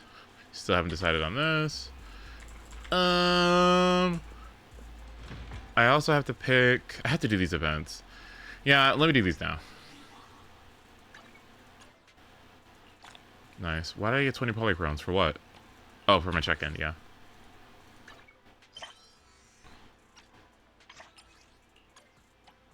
No? Okay. Yeah, I think I could very easily get 40 from this point, yeah. Let me get this event out of the way. Looking to relax after a busy day at work? You're at the right place. Is this what you want me to do?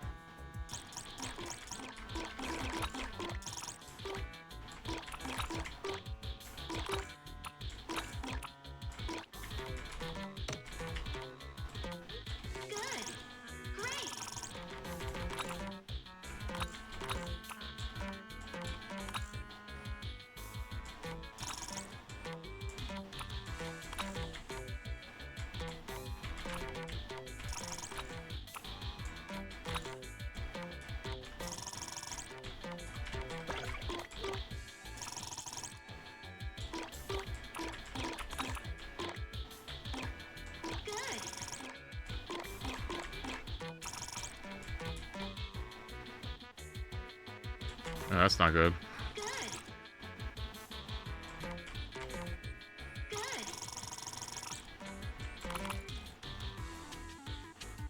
What the heck is Jay?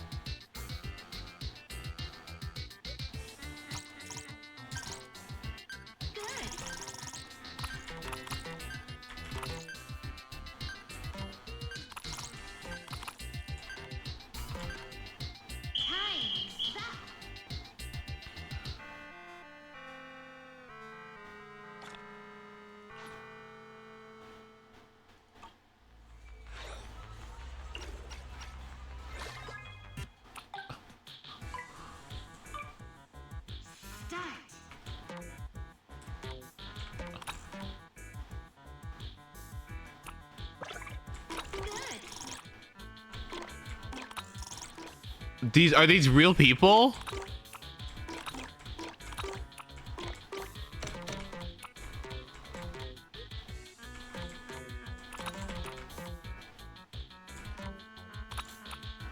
You're not gonna sit here and tell me that this whole event is based on AFKs.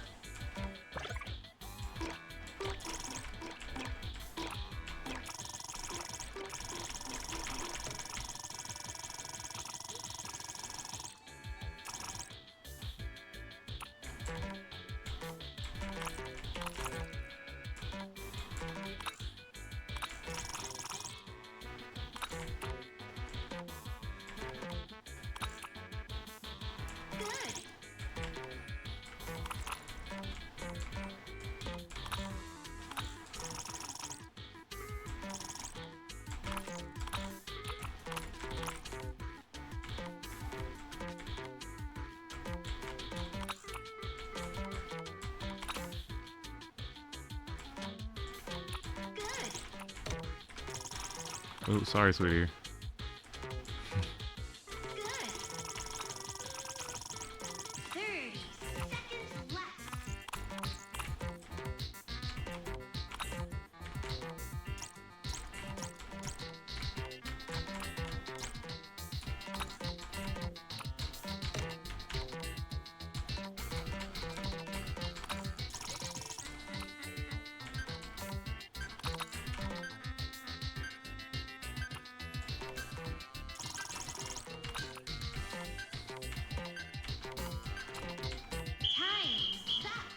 Do I win? So, how does this event work? Am I just... Is this what I get?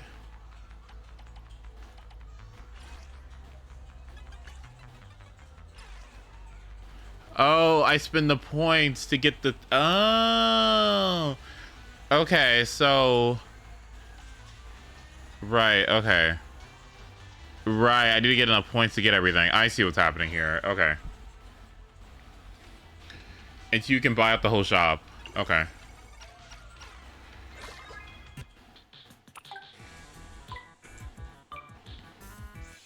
Can I have a real teammate, please?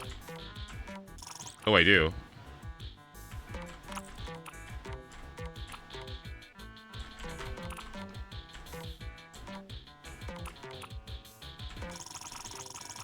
Oh, that's actually massive.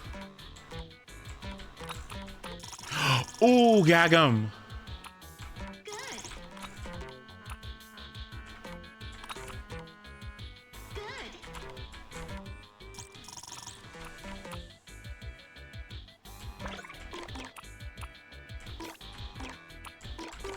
Bad news, buddy.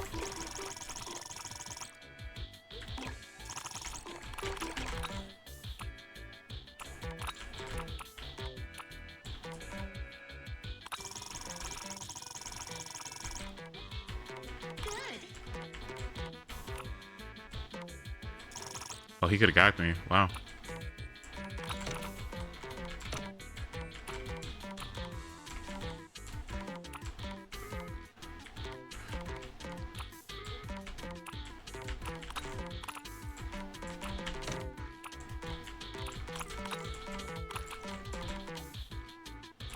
Move, bitch! Okay, thank you.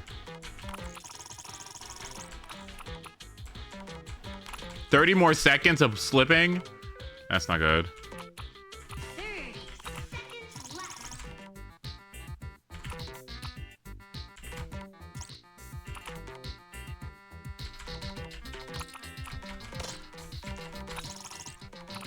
Yeah, GG's.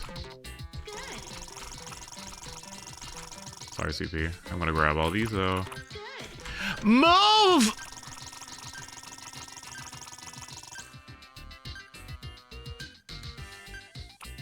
Now, if you would have fat ass bitch, and you would have just move.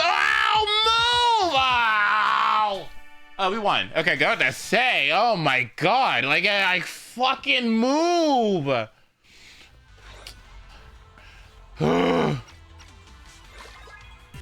This is why I can't like this. Please. Like, okay, Pac-Man. Wait, where am I? Okay.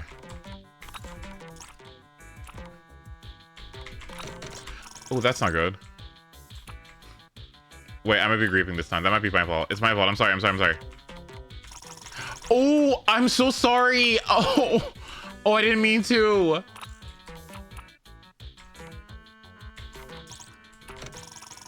Oh, that's nice.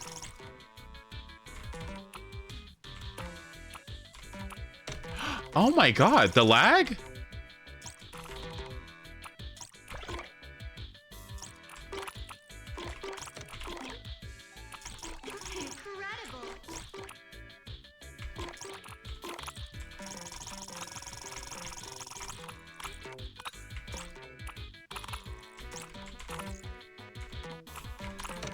Well, I can't. Well, I mean, you know.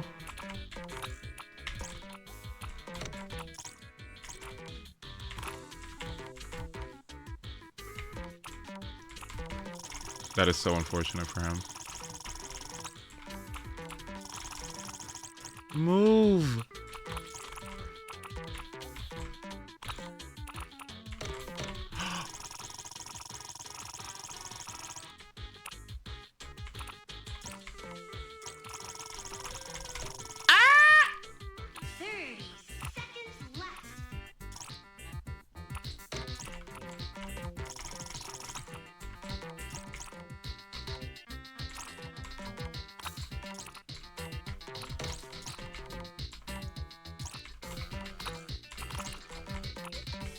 Please, please, please.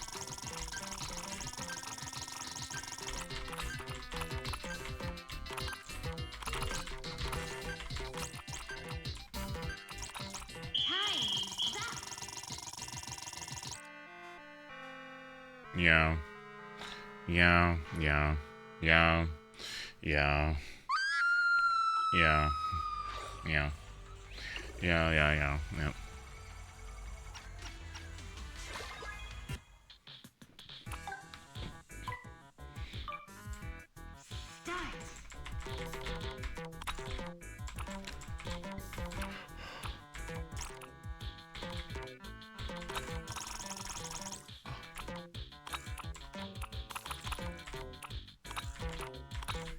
Well, move, move, move. Thank you.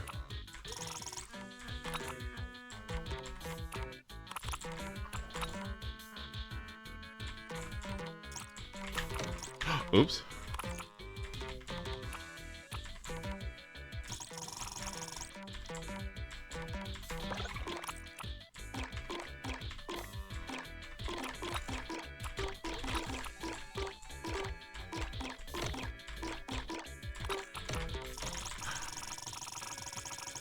That was worth.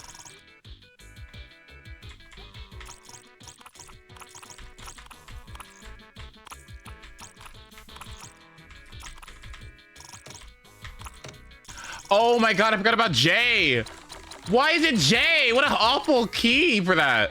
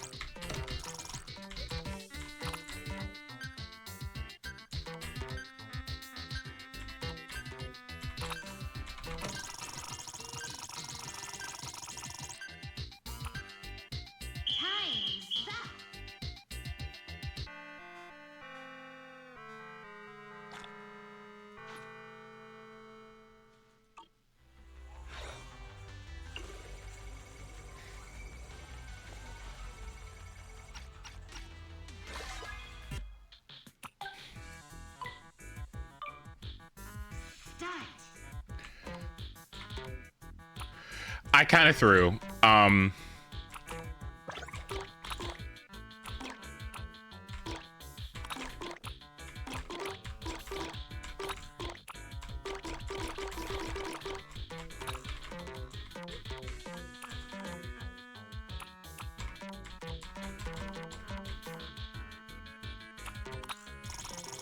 Wow, there's very nice. Oh my god.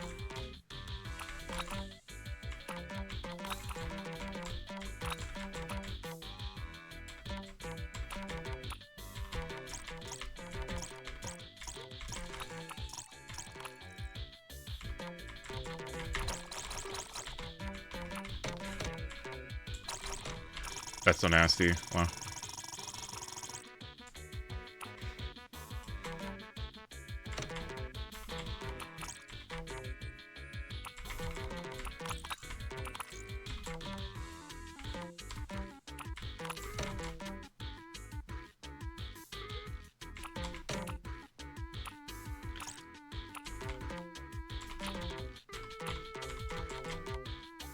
Damn.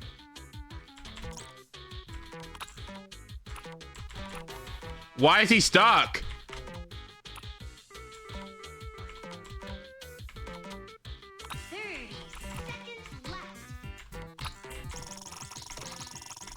Why was he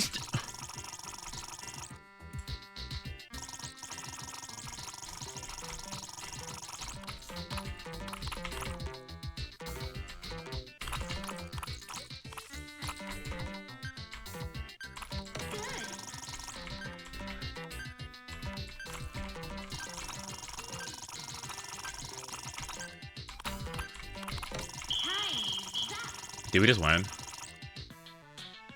Oh, thank God. 0? I keep choking at the end. I don't know why I keep choking. Okay. I'm not gonna choke this time, I promise. Alright, no choking.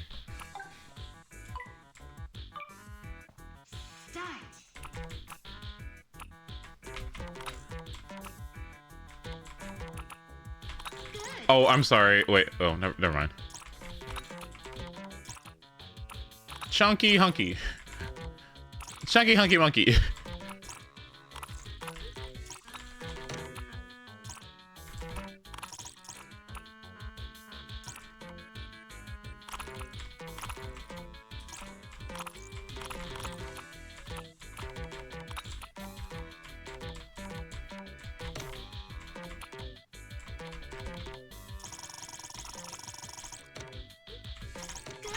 Oh, what?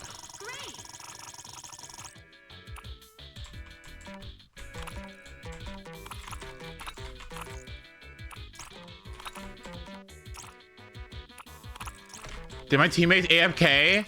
Why does this keep happening to me?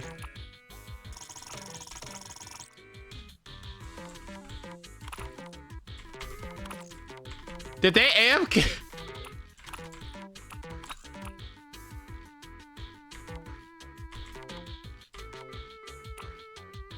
Where are they?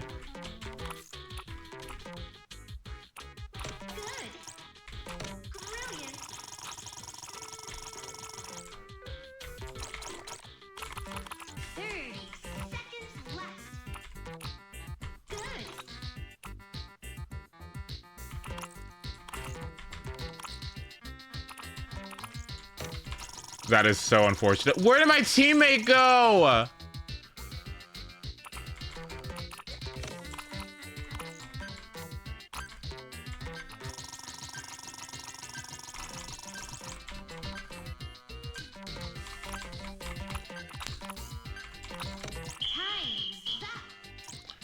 I might get extra points for that.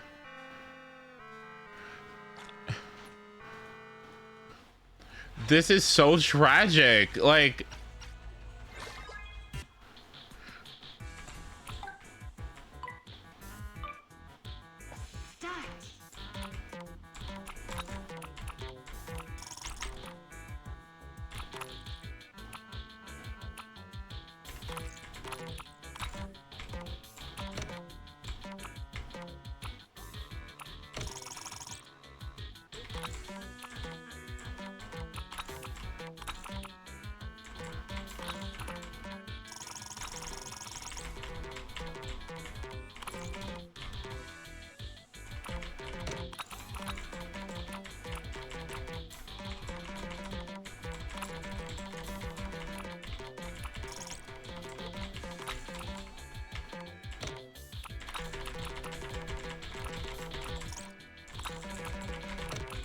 you nasty fat bitch! Ah! Ah! Okay, yes. Okay, feed my teammate. That's good. How the hell did that happen? You're in the corner. Oh my. Oh.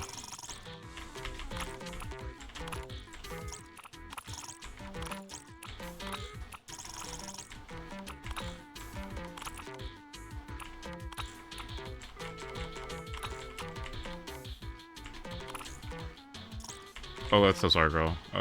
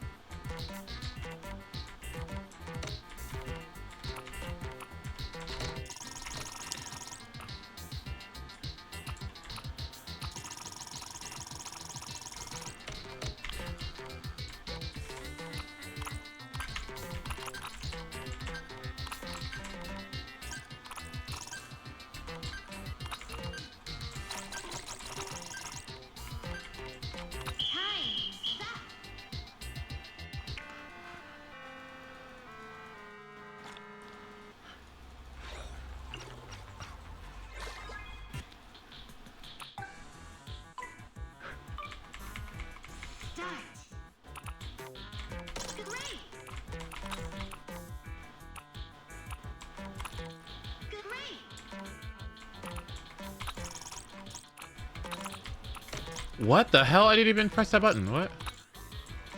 Why are they so fast?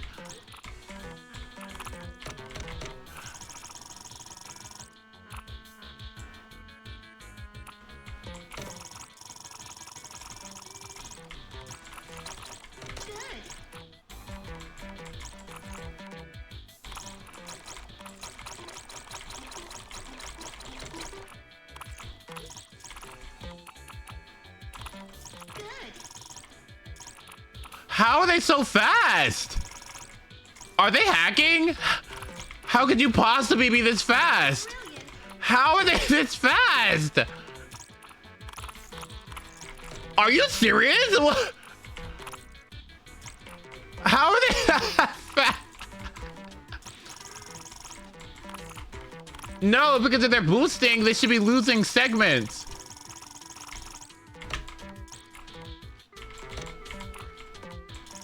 Yeah. Anyway.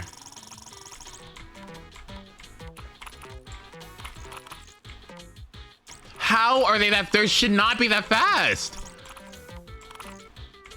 30 seconds left. You should not be that fast. Brilliant.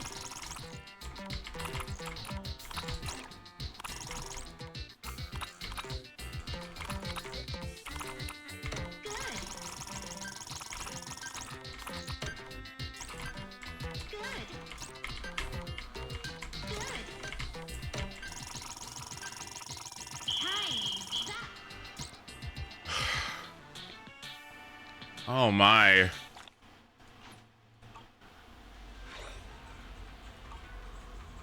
Oh. Okay.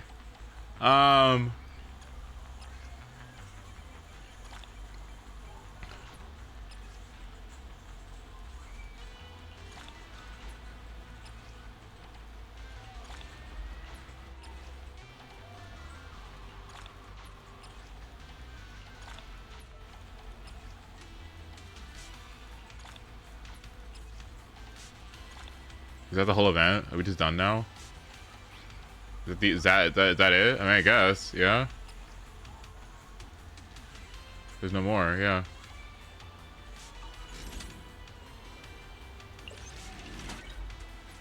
Achievements.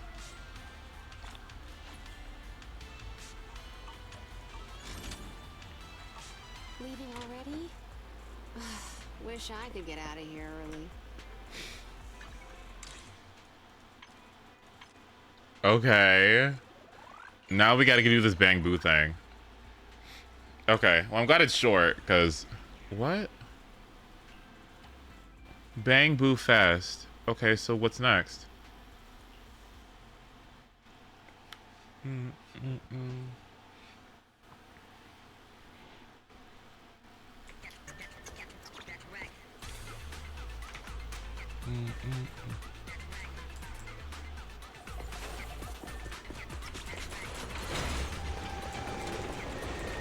You have to do a quest in the overworld. Oh, so this isn't it? Wait, hold on.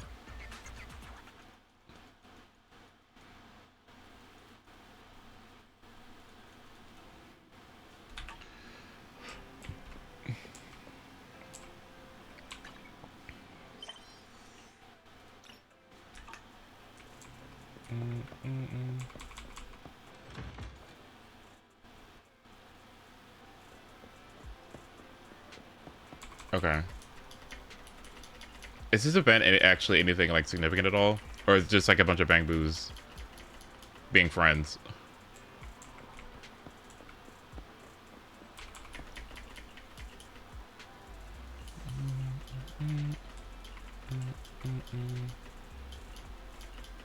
Oh, we gotta do something about these events, girl. We gotta do something about these. These are little, two events have happened so far, and both of them are kind of, what's the word?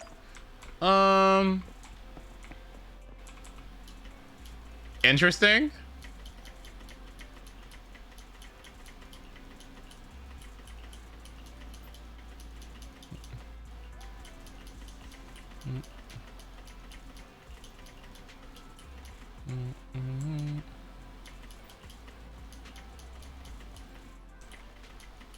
The first Genshin event I remember being Unreconciled Stars. What? What? Which one is that? Was that the one with Wanderer?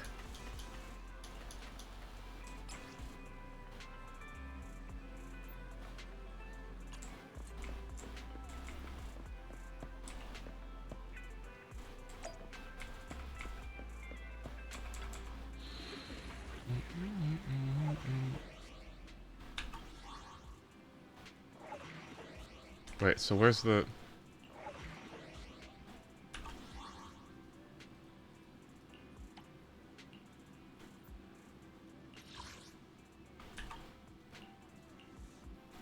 Okay, here it is.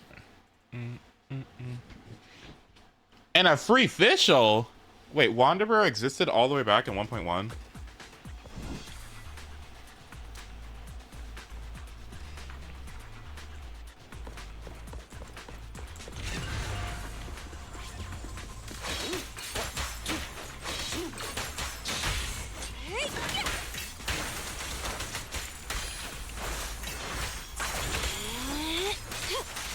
Get lost!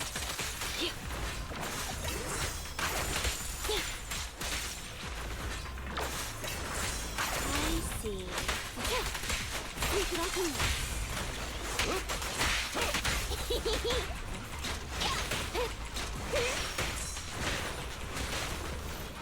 okay.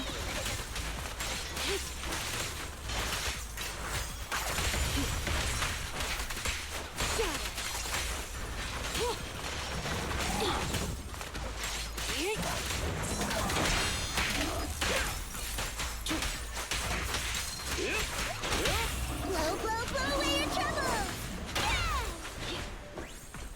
Nice. It was still Scaramouche, but we knew him all the way back then. That's insane. What? Baiju was a similar case. Oh yeah, huh? I guess Baiju was pretty early, wasn't he? Yeah. Okay, so now that I did that. Hello.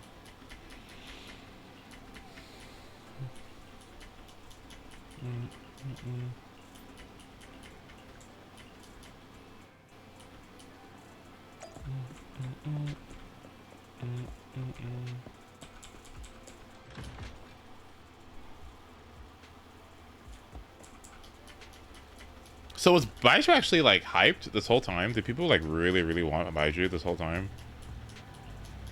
What a good character. I almost feel like Baiju should have came out a little bit later, if that makes sense. Where the hell is this? Hollow investigate. Wait, investigate. Hollow investigative career club.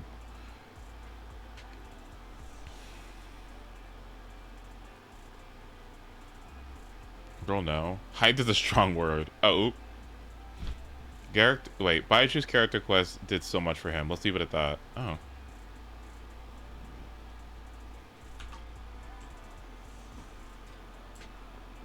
Well, I just mean like he's so good already. But like he's so good already, but I don't know, like is a new Genshin kind of good, you know? Like, could he be in a little bit more, like, I don't know, Fontanian? You know, he's good, but, like, what if that shield was a real shield, you know? What if he gave a little bit more damage, you know? Like, what if it took a little longer to come out, you know? So he's just a little bit more broken. Just a smidgen more broken. Like, he had a little bit more Ginger application, you know what I mean? Count them all. 7?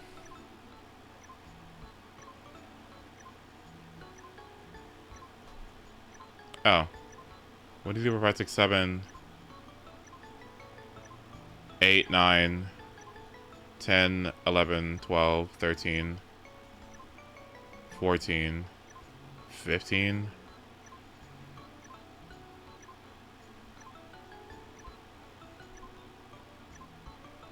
16?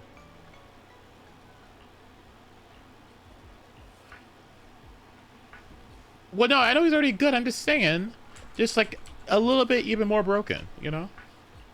So he could be that much better.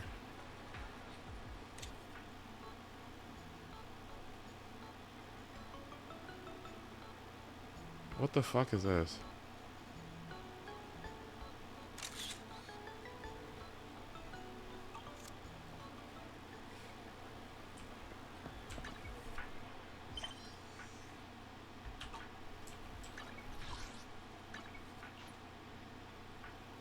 He became an Fontaine, he'd be C1 bait. Wait. Hang on. What if he already is? Wait. Okay, but that T2 is so good. Okay, that C2 is so good. Okay, but that C2 is so good.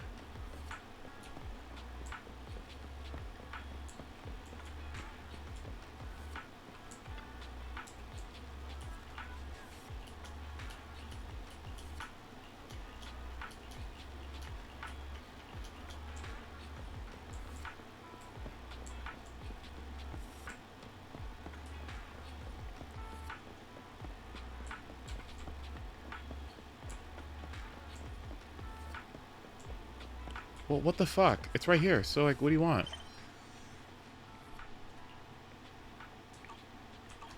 I'll take a photo. Okay.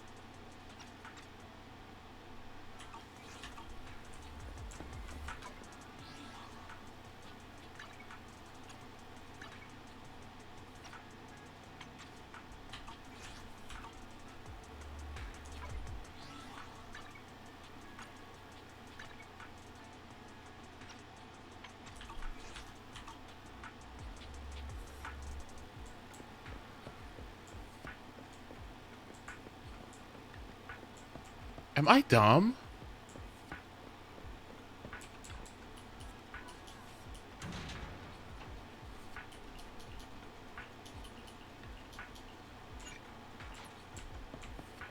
Like, what? It should be around here.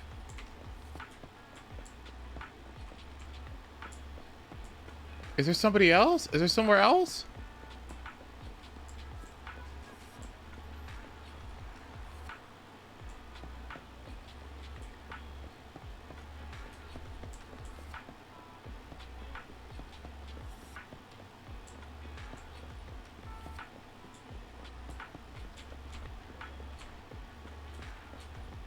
That is an orange ass dog. Oh my god. Oh, there you are.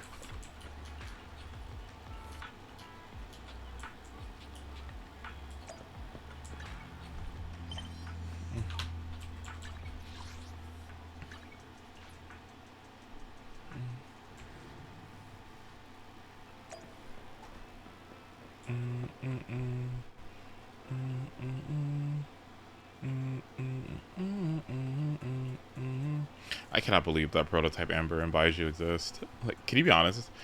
That is so... That is so stupid. Baiju's Burst plus prototype Amber is the dumbest thing in the game. What? That should not exist. It's so broke. It's so broken. Like, woo! Mm. Mm.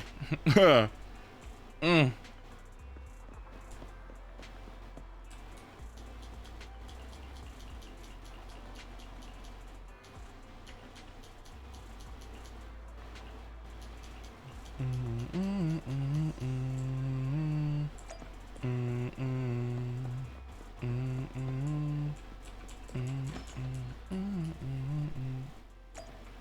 He kind of ended Kokomi's reign of terror. Can I be honest? I'm not thrilled about Kokomi. Like, kit-wise. I think visually she's great. But I'm like... Can't crit, like... Support, on-field, hybrid, DPS, weird, like, jellyfish, only healing to on-field. I don't know, man. Kokomi, like, I like her and everything. It's just that, like, something about her... Something seems off about her, you know? Like...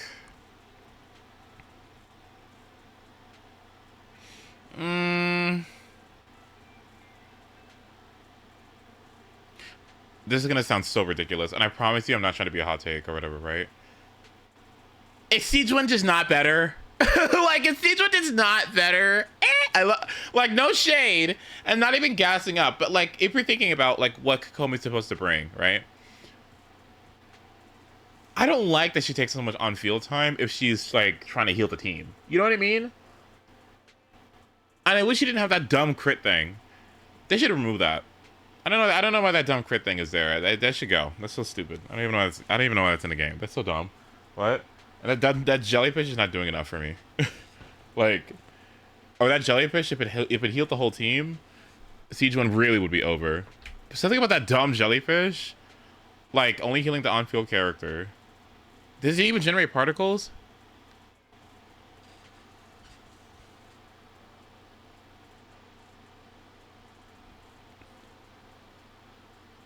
Wait, what? Did she generate particles?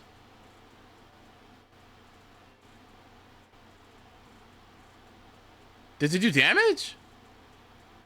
Wait, does it do damage? I thought it just healed. Does it do damage? Oh, does the pulse do damage and heal?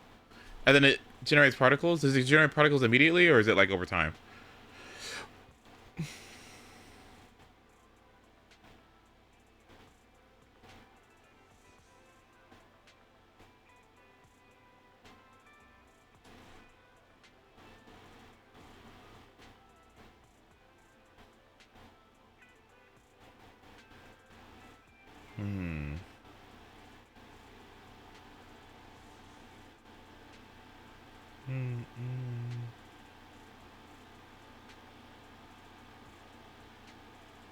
Who's the driver with Siege Wind and Mono Hydro?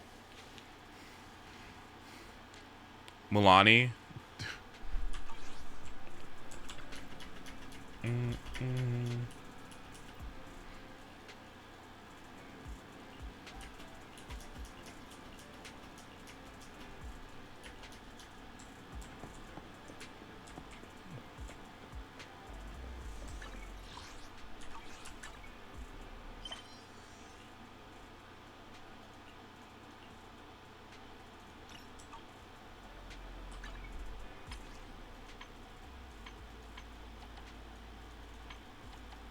There is no DM, what?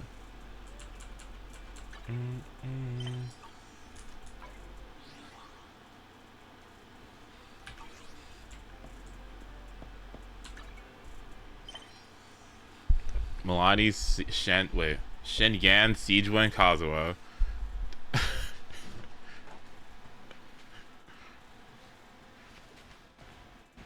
Well,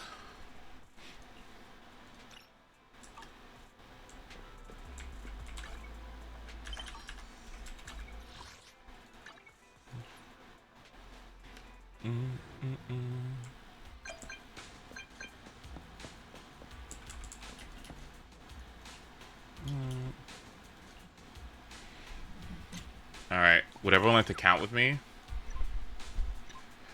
1, 2, 3, 4, 5, 6, 7, 8, 9, 10, 11, 12, 13, 14, 15, 16, 17, 18, 19, 19.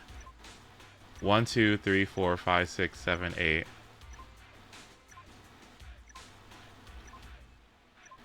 9, 10, 11. Oh, it looks like it's 18 actually.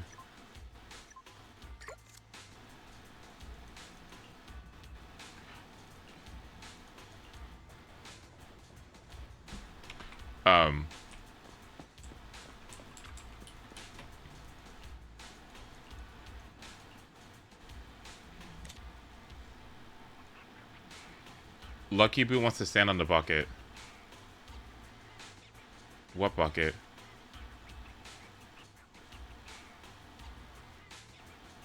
What bucket? Bro, what? What bucket? Cockpit?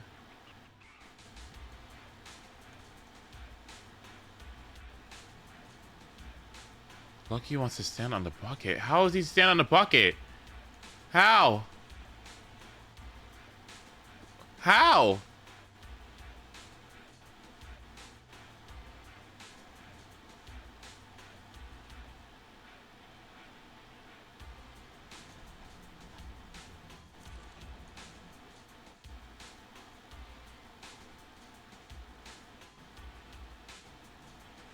Am I R-word? What is going on? Oh.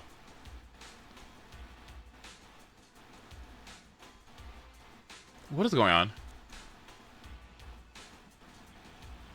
What? How?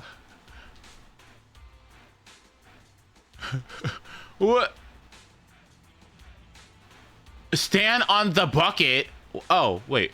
No, where's the bucket?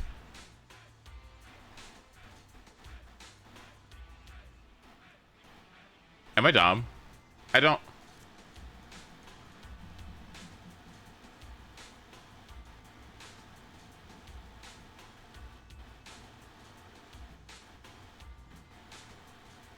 Okay, so it's somewhere over here.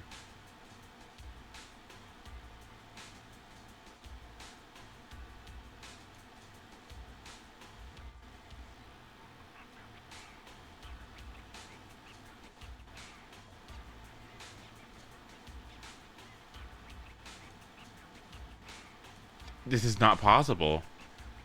You can't stand on the bucket.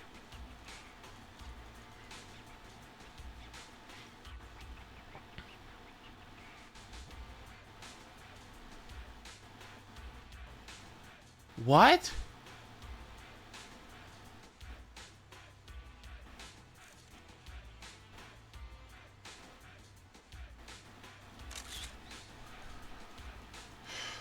What? What bucket? Okay.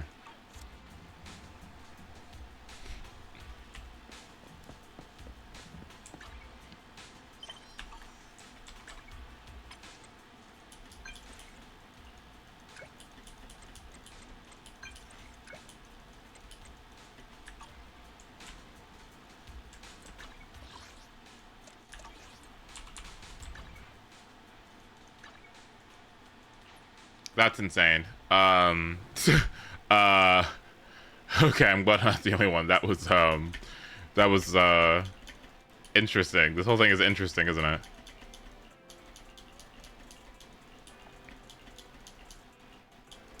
Yeah, I didn't know that was a bucket. I just thought it was a shovel.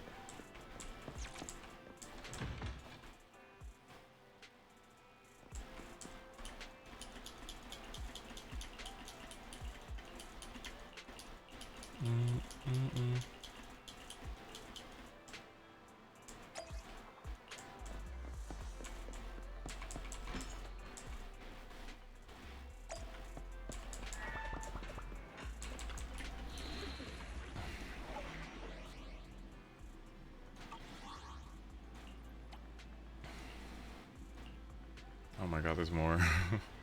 Okay. This is certainly a pace yourself kind of thing, isn't it?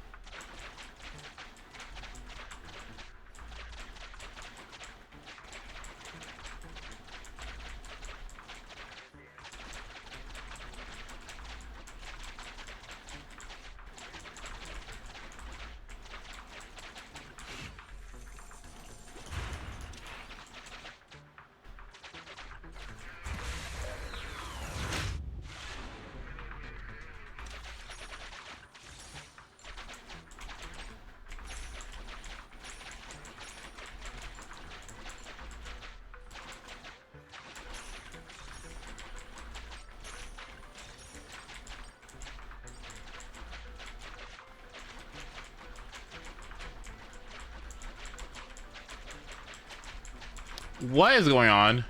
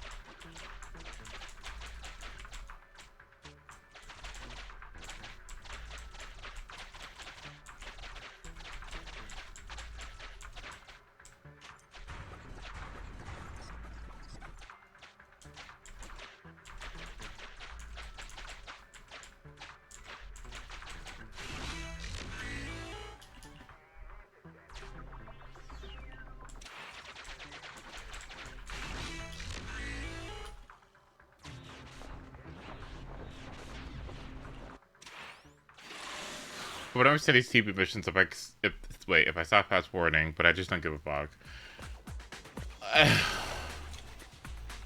It's a puzzle, I guess.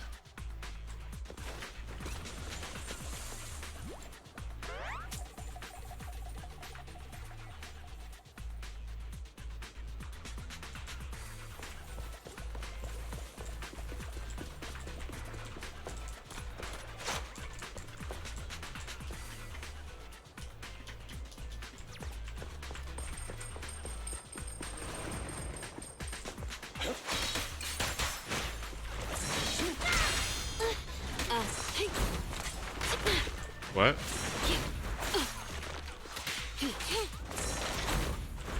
You like that?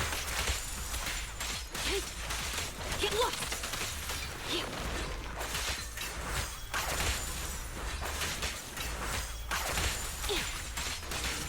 Get back!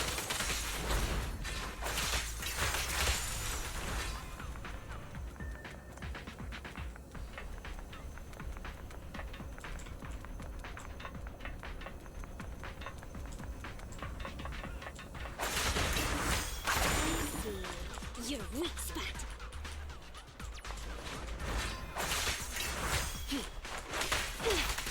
Good move.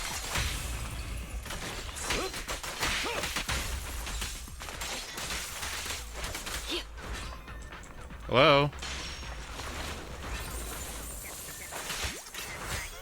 In position.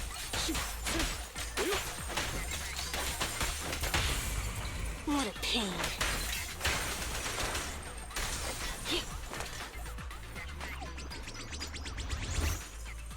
Will you please?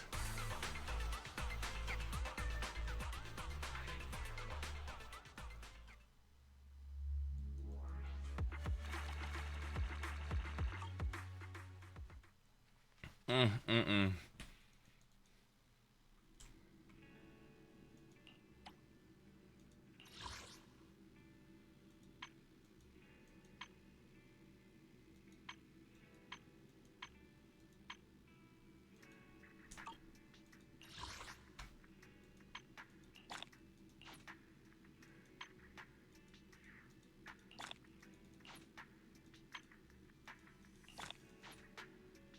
Okay, complete the... Oh, okay, I see. Speaking of which... One. Okay.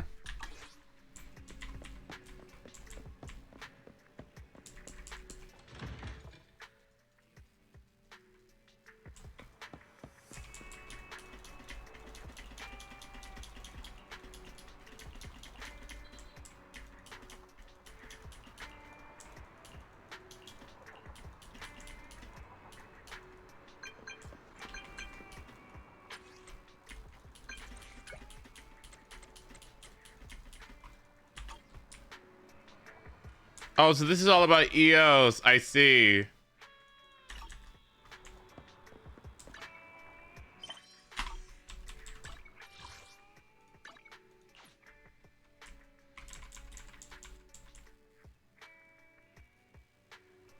Jake was playing this game earlier, and he was asking me what the hell carrot data, or what a carrot was, and I'm like, girl, carrot was something they mentioned over and over again for one chapter, and then they just never mentioned again, so sorry. Like, I can't tell you. Sorry, buddy.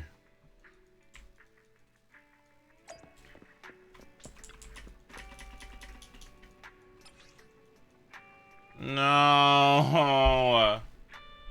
Ugh. They use it to track map and hollow areas before they expire quickly. Oh, I see. Okay.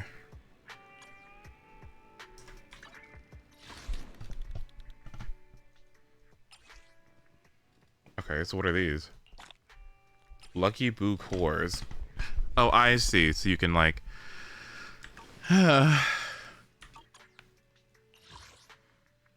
right, okay. And now we're on the last part of it. Okay, I see what's going on.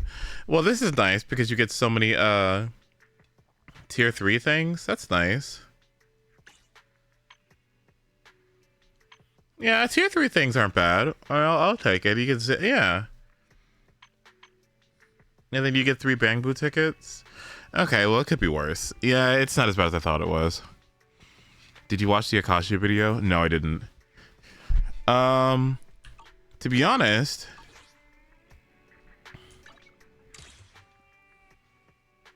oh, nice. What are hamster cage hamster cage passes? Upgrade advanced skills. Okay.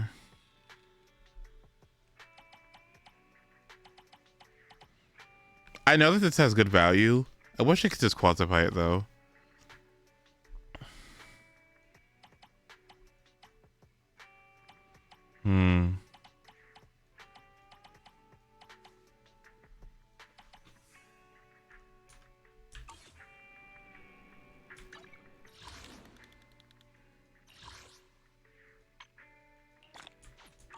Okay, so there's only one more thing I have to do. Okay, you know what? To be honest with you, I'll do it later. I'm about to like see the back of my eyelids actually. Yeah, what little I had left energy-wise has been zapped from me. So you know what I'm gonna do? I'm gonna go to bed because today's gonna be a big ass day because I got to do my clothes, I got to do my hair. I have to work on a project. So maybe I'll be later on, be around later on. If not, then it's because I'm getting swamped with work.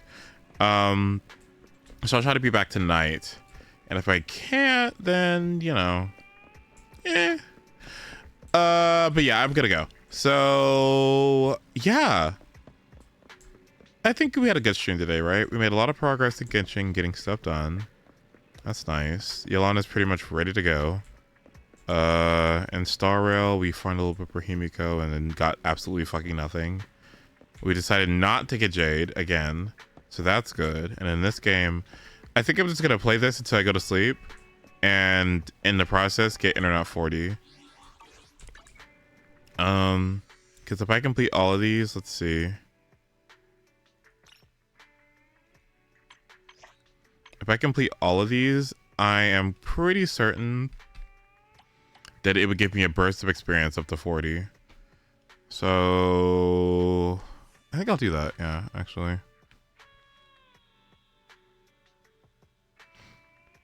Wait, Flagon, it's not what you think. Well, I couldn't sleep very well when I tried to sleep earlier, so that's why I started playing this. But anyway, yeah, I'm gonna work on that. Well, I'm gonna get this done, work on my project, sleep, and then maybe be back to later on tonight. I might play Unite. It's also another thing I might do. We'll figure it out. All right. Well, I didn't think it would get such a reaction. I didn't. Okay, I mean, dang. If you want to see it again, okay. Damn, okay. All right. Then I'll try to be back tonight later on. All right, I love you all. I hope you have a great rest of your Sunday. Wish me luck. It's gonna be a flop today, more than likely. Hair day is gonna take so long. Oh God. Oh, my hair is gonna take so long. I feel like a couple of mats in there too. Like it's, oh man, it's probably Joper for me. We'll see what happens. I'll be back later on though. I love you all, and yeah, I'll be in the Discord chatting more than likely until I fall asleep. So, I'll see you there. Okay, I love you all. Thank you for joining me. Have a great Sunday, and be safe. Okay. Have a great rest of your day. Bye.